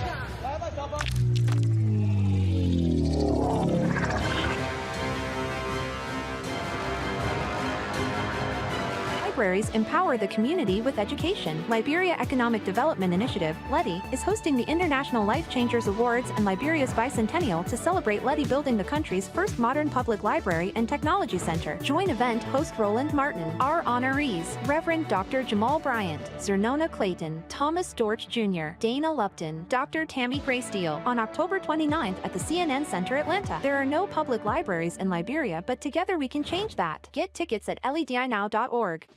Hey, I'm Antonique Smith. Hey, I'm Arnez J. Hi, this is Cheryl Lee Ralph, and you are watching Roland Martin, Unfiltered. I mean, could it be any other way? Really? It's Roland Martin.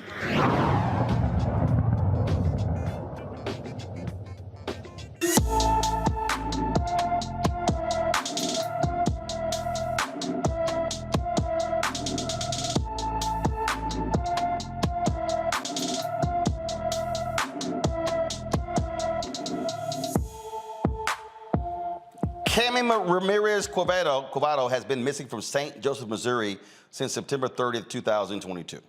The 25-year-old is 5 feet 3 inches tall, weighs 120 pounds, with black hair and brown eyes.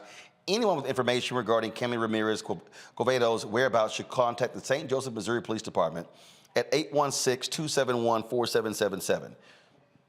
816-271-4777. All right, folks.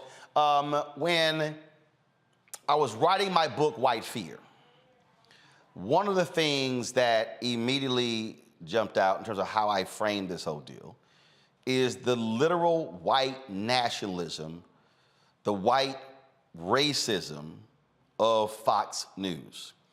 Ever since Fox News was created by Roger Ailes, it was designed to appeal to the racial buttons of white America. It has always been about the white outrage. That's why they have targeted African Americans, target Latinos. That's why every time they need their ratings boosted, they'll conjure up a caravan coming to the southern border. That's their entire deal. And so when they decided to oppose, if you will, or speak truthfully about the election with Donald Trump, he began to attack them, and One America News and Newsmax's ratings began to increase. And so they began to lose numbers. And so they freaked out and said, well, let's double down on Donald Trump, double down on election lying. That's why Dominion is suing them. And so they've even allowed Tucker Carlson, who is nothing but a trust fund baby, born with 2 silver spoons in his mouth, to all of a sudden create this whole notion that he is a populist and he cares about the working class man and woman, when really, if you listen to his show or watch his show, he is nothing but a white nationalist who's spewing hatred against people of color, and that's why his show is the highest rated one on cable news. He is all about white grievance. He's all about, oh my goodness, the white people, it's all ending for us. He is the epitome of my book, White Fear, How the Browning of America is Making White Folks Lose Their Minds. That's who Tucker Carlson is. And so this week, a couple of nights ago, he decided to take aim at Joanne Reed and specifically Tiffany Cross, 2 sisters with shows on MSNBC. If you want to see this level of nastiness, hatred, and bigotry, just watch this. Have you watched MSNBC lately? Likely you haven't. Like the Tootsies, you're not the target audience, but you should tune in sometime. It's remarkable. Given that opposing racism is America's national religion, it may surprise you to learn that open race hate forms much of the substance of that channel's programming. And when we say race hate, we're not referring to the subtle coded variety. You want border security? You giving your kids piano lessons? You like Shakespeare? You believe in the SAT? You must be a racist. That's not what we're talking about. We're talking about the kind of race hate you cannot mistake for anything else, the kind where people just come out and announce, I hate this race of people, and here's why I do. It's hard to believe that anything like that is happening right now on American television, but it is, out in the open. And the most amazing and the most creepy part of all is that no one is saying anything about it. It's all but ignored. And honestly, we had no idea it was going on either until we started getting texts from people. Are you watching this? Can you believe this? So we tuned in. Apparently on the left, what you're about to see is considered completely normal, even good. And that should worry you deeply. You don't want to live in Rwanda. But on MSNBC, they're already there. Now, you probably knew about Joy Reid, the race lady, who's been fixated on race hate for years now. But MSNBC has a new host, someone called Tiffany Cross, who hosts a show called The Cross Connection. Here's a selection. Many of us have seen the dangers when powerful white people decide they want something, they annex it.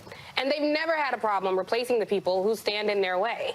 We see American white people are going crazy. They're resorting to violence. This is literally what conservative white folks do when they don't get their way. They turn violent. White people deputizing themselves in some position of authority to have jurisdiction over their life when they need to mind their blanking business. I don't think it's our responsibility to be tasked with destroying and dismantling the racial oppression that's against us. That's just saying we're more at fault than the white people who constructed this system and the white people who continue to practice institutional racism. A majority of white people do not support policies that would unpack and unroll and reform this system of justice. This is what they want. Matt Gaetz is giving the white folks what they want.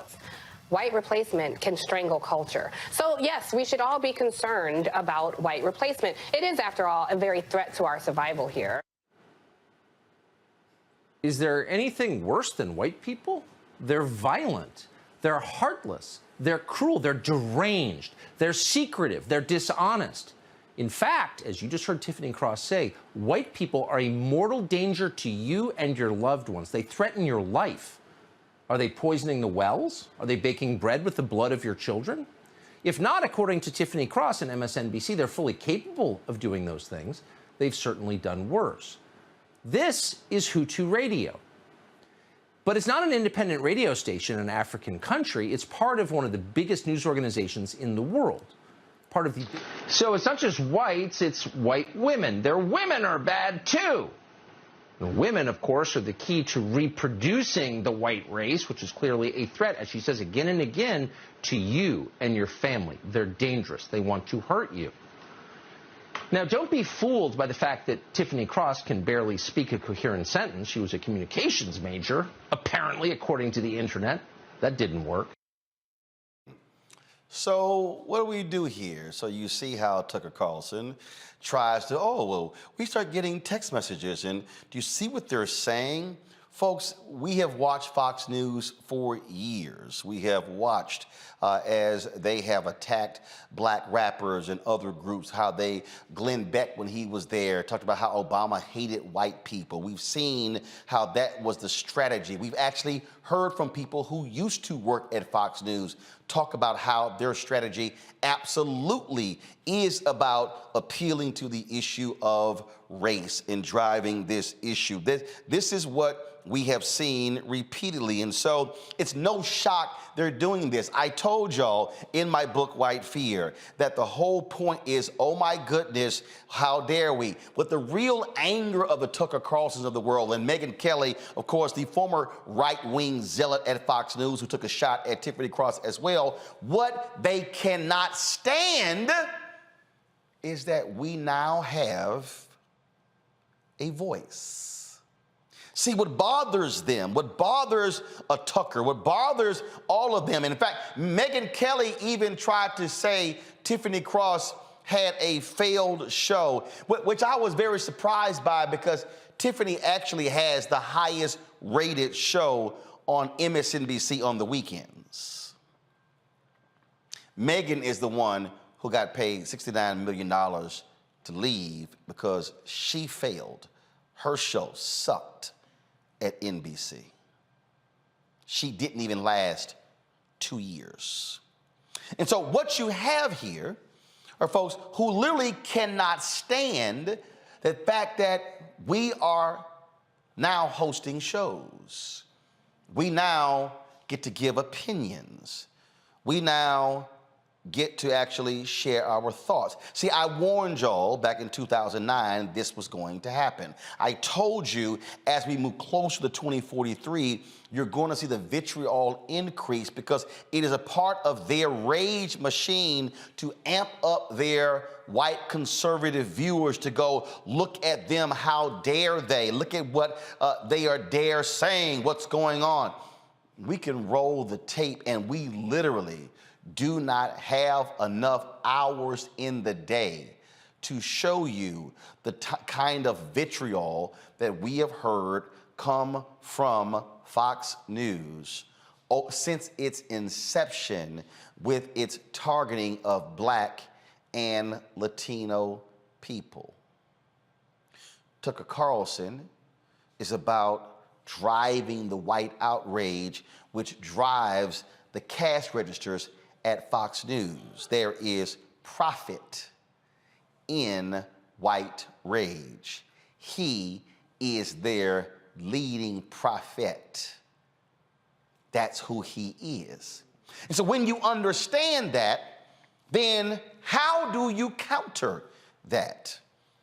For some reason, I've yet to see, and maybe y'all can let me know in the control room, I've yet to see a forceful reaction from MSNBC or NBC regarding the attacks on their host, Joanne Reed, Tiffany Cross. Now, Fox News, one of the things that they always did, they employed a very aggressive PR team. They pushed back hard when folks attacked Sean Hannity or Bill O'Reilly or Megyn Kelly. I don't understand why MSNBC and NBC is so quiet.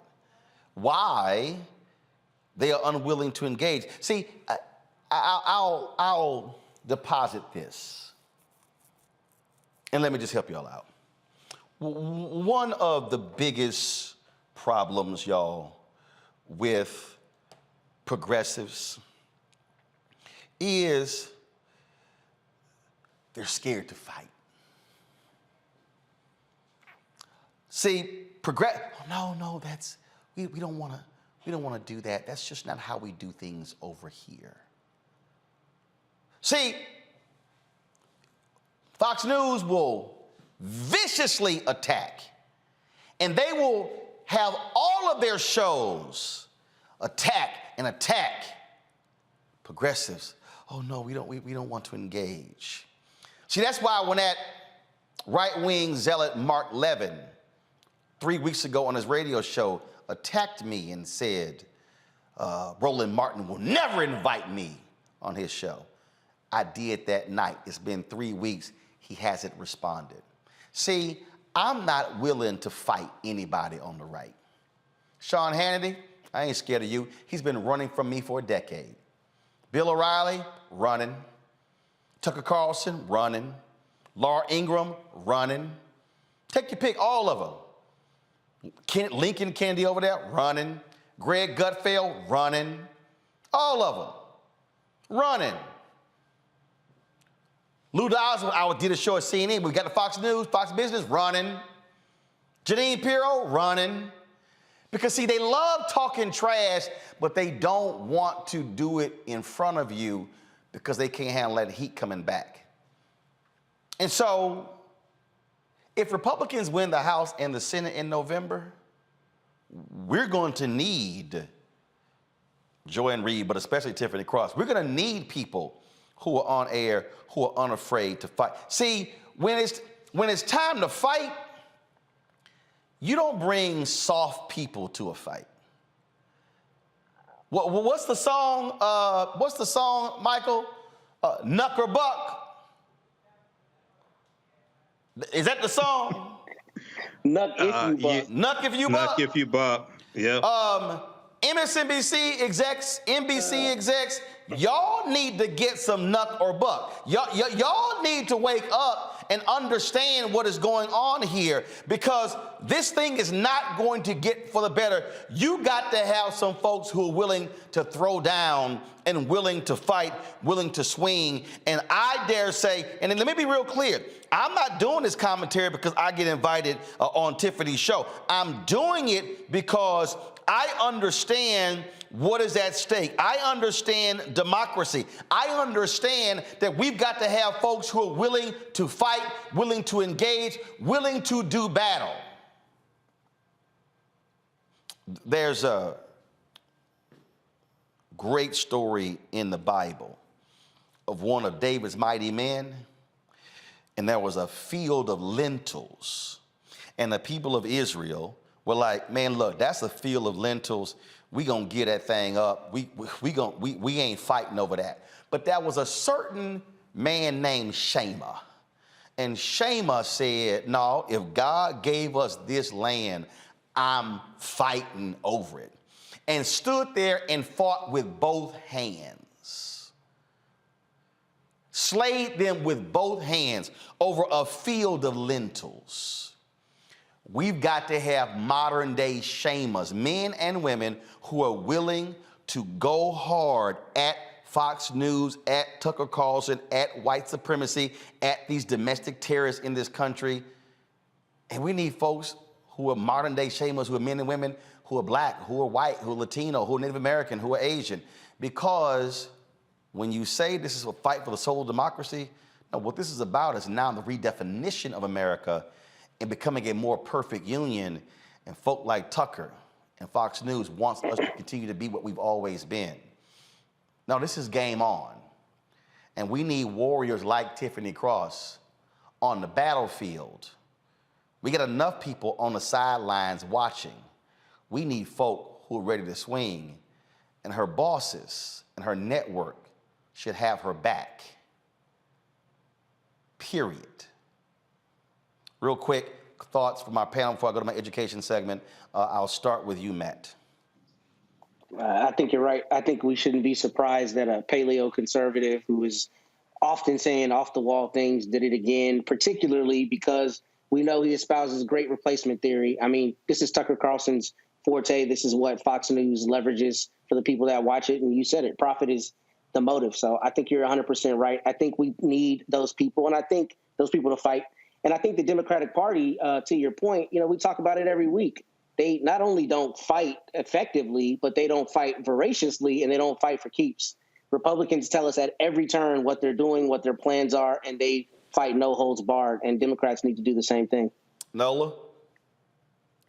This is definitely a personal, it touches me personally as a guest on, Tiffany's show, and her professionalism and the important voice that she is for everyone in this country and beyond, but especially for Black women, I know what it feels like to have a powerful white man to try to tarnish your reputation.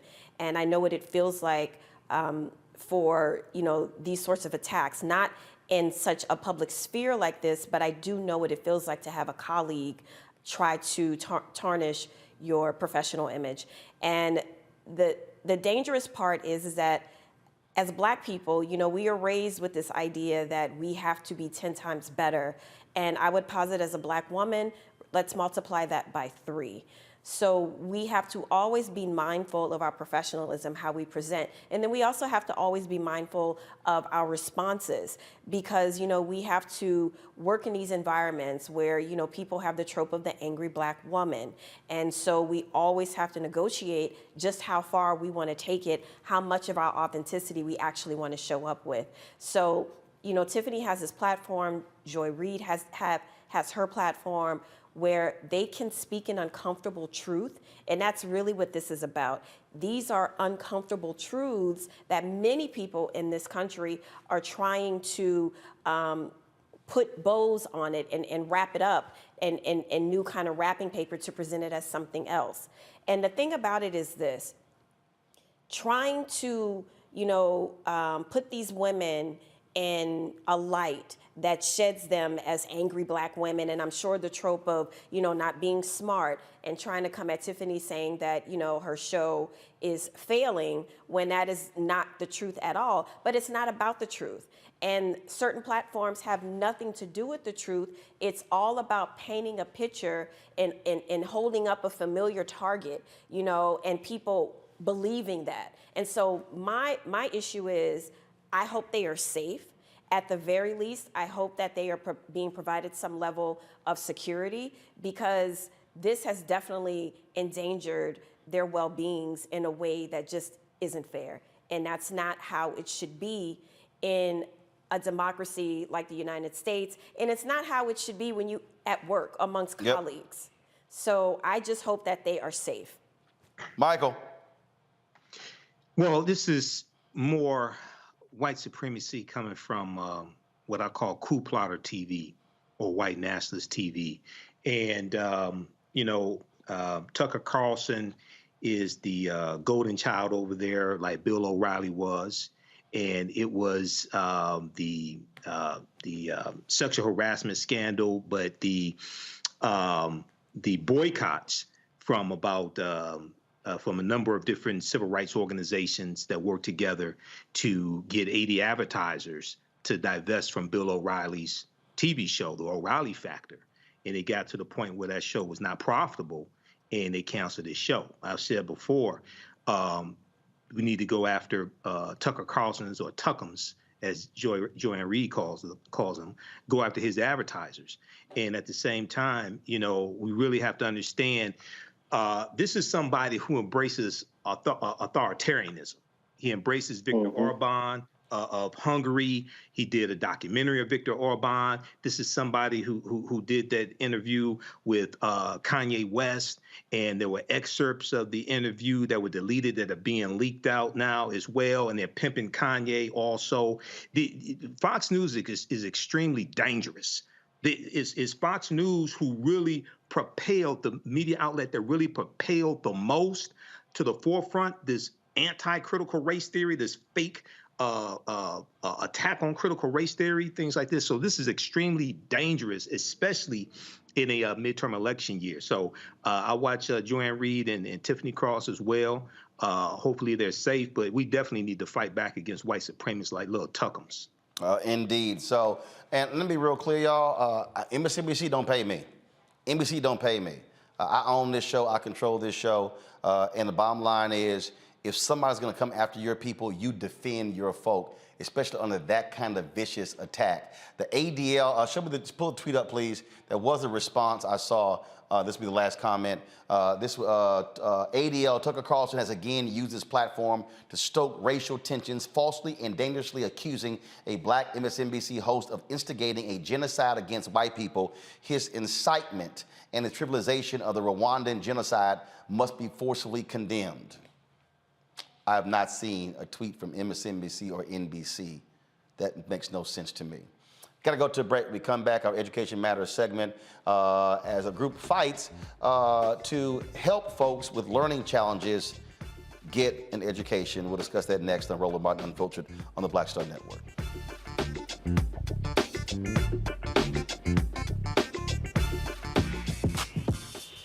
When we invest in ourselves, our glow, our vision, our vibe, we all shine. Together, we are Black beyond measure. You know what's on the ballot.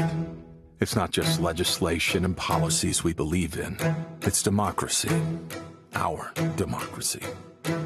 There's a choice on the ballot between freedom and fear, between cruelty and compassion, between chaos and community, between voting or violence. And the end of rights generations have fought for. The extremists have a plan, a roadmap for a nation where your voice is silenced and your vote is a memory, where they count their votes and cast ours aside. That's why this year, this fight, this vote is so important. Register, engage, volunteer, fight back against the disinformation and despair, and most of all, vote, because your vote is all that stands between our future and theirs. When we invest in ourselves, we all shine. Together, we are Black beyond measure. Hey everybody, it's your girl Lunel.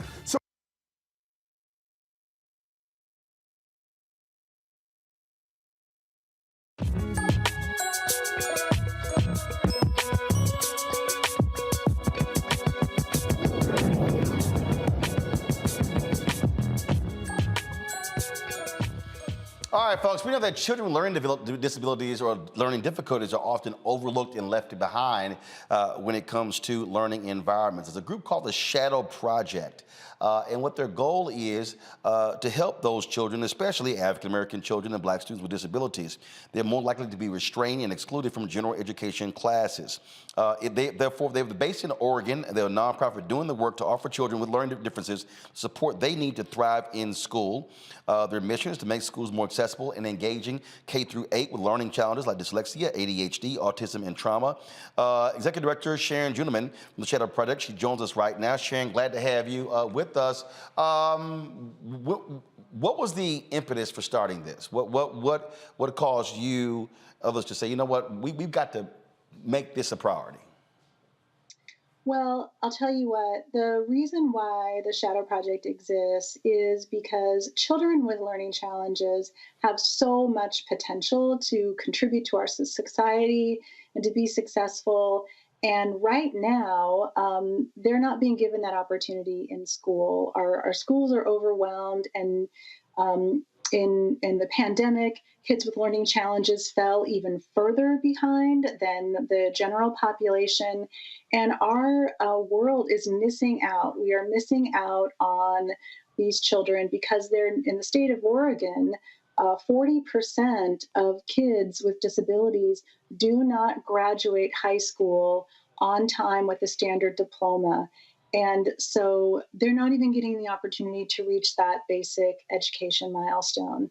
So the Shadow Project is partnering with teachers. We believe that teachers need more resources, more education, more support to teach kids who have learning differences like ADHD and autism and dyslexia, so that they can have their gifts recognized and encouraged and go on to achieve their dreams and their goals. First of all, how many places are you located in? Are you based in Oregon, but are you national? Do you have chapters? So how does that work? We are based in Portland, Oregon, and right now we're a small nonprofit. We're expanding. We support about 50 different schools in the Portland metro area in the Mid-Willamette Valley. But our mission and our goal is to be in all of the schools in the state of Oregon. We hear from parents and teachers all over the state who are saying, how can we bring the Shadow Project to our school because our kids need these resources? All right. And then how many children have you helped thus far? And what is your goal over the next 2 to 3 years? How are you looking to expand? Yeah, I mean, over the last 15 years that we've been around, we have supported over 15,000 students to improve their reading, become more persistent, and really believe in themselves and their ability to succeed in school and in life. But every year there's 80,000 kids in special education programs in Oregon, and so we have a goal over the next 4 to 5 years to serve an additional 10,000 students. So we want to expand and grow and eventually become a national organization. Cool. Questions for my panel. Nola, you first. Thank you so much for doing this very important work. As an educator, I can tell you that these sorts of programs are definitely needed to level the playing field, so to speak, inside the classroom. So my question is, what are some of the challenges that you're seeing? I'm very curious. What are some of the challenges regarding maybe funding issues? And then secondly, how does the program help the students kind of matriculate into other populations where other students are? So is that like a seamless process? Is that challenging? So I'm just curious about some of the challenges. Yeah, I think that in terms of funding, I mean, one of the biggest challenges is that the federal regulations that provide the basis of the law that children with disabilities get a free and public education, that the legislation exists and has existed since 1975, but it's never been fully funded. So it's only ever been funded at about 40% of the total cost of what it actually would cost to follow through with all of the federal mandates. So funding is a huge challenge. But beyond that, I think that there's education and awareness. That's another huge challenge.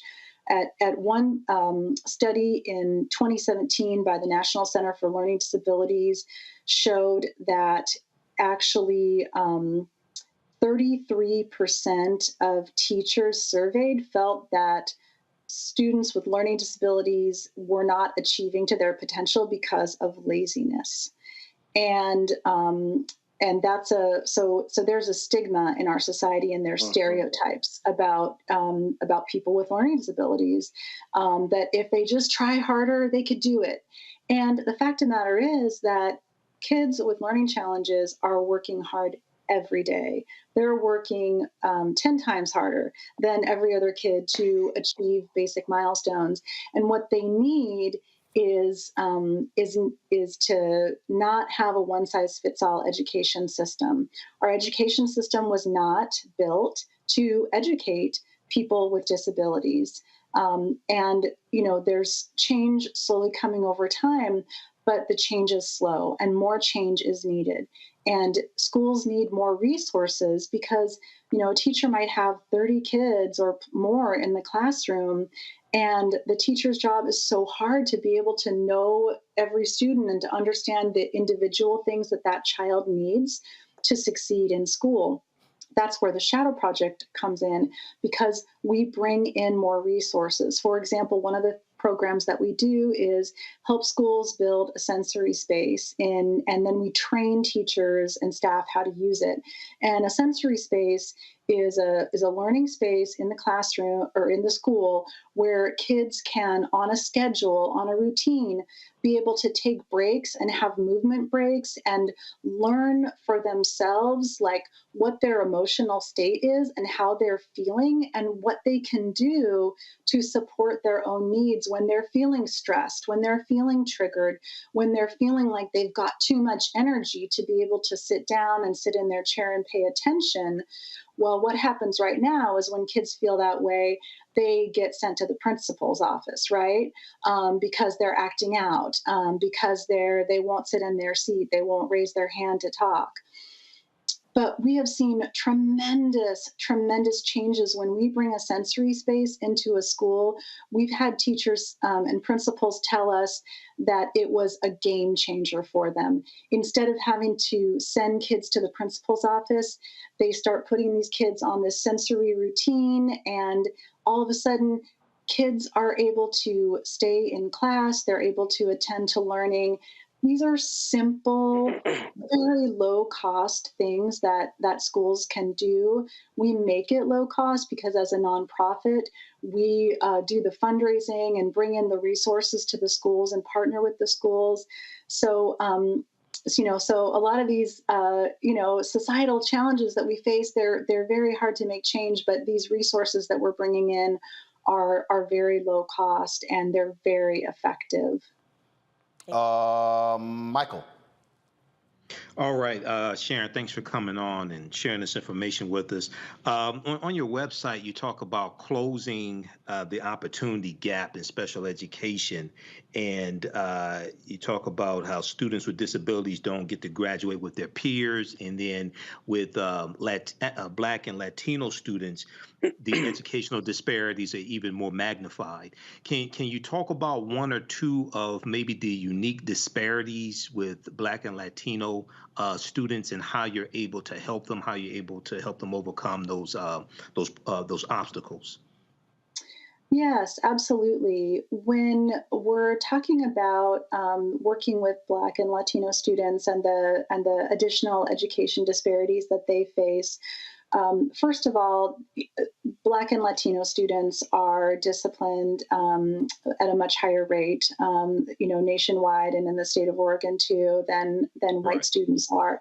And then you add on top of that the learning challenge and the disability, and so then it just magnifies all those issues. I mean, it magnifies issues for families too, because there's a lack of trust in the schools because of their generational experiences with education systems.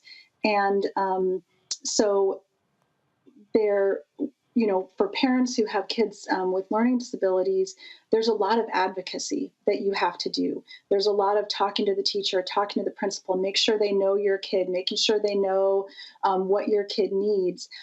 But for Black and Latino families, where there's this trust there, they're not sure if they're going to be heard by the school.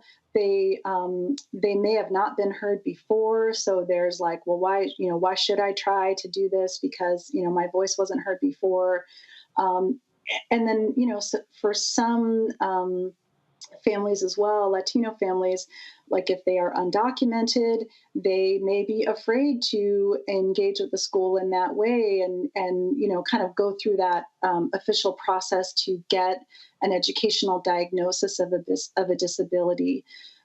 So there's a number of barriers that families face. And so one of the things that we do with our reading program is we bring in mentors to work with kids. We give them an assistive technology that helps them read at their comprehension level when they can't necessarily read grade level books in print because of their reading disability. So we pair that with mentors who we recruit these volunteers from these communities, and we give the mentors access to all sorts of training about bringing out for the kids these books where they can see themselves in the characters, right? So they can see like, oh, I'm reading a book about a kid with a learning disability, and I'm reading about how they overcame this disability. Or, when I filled in for a mentor, one time recently, and I was mentoring this, young boy, and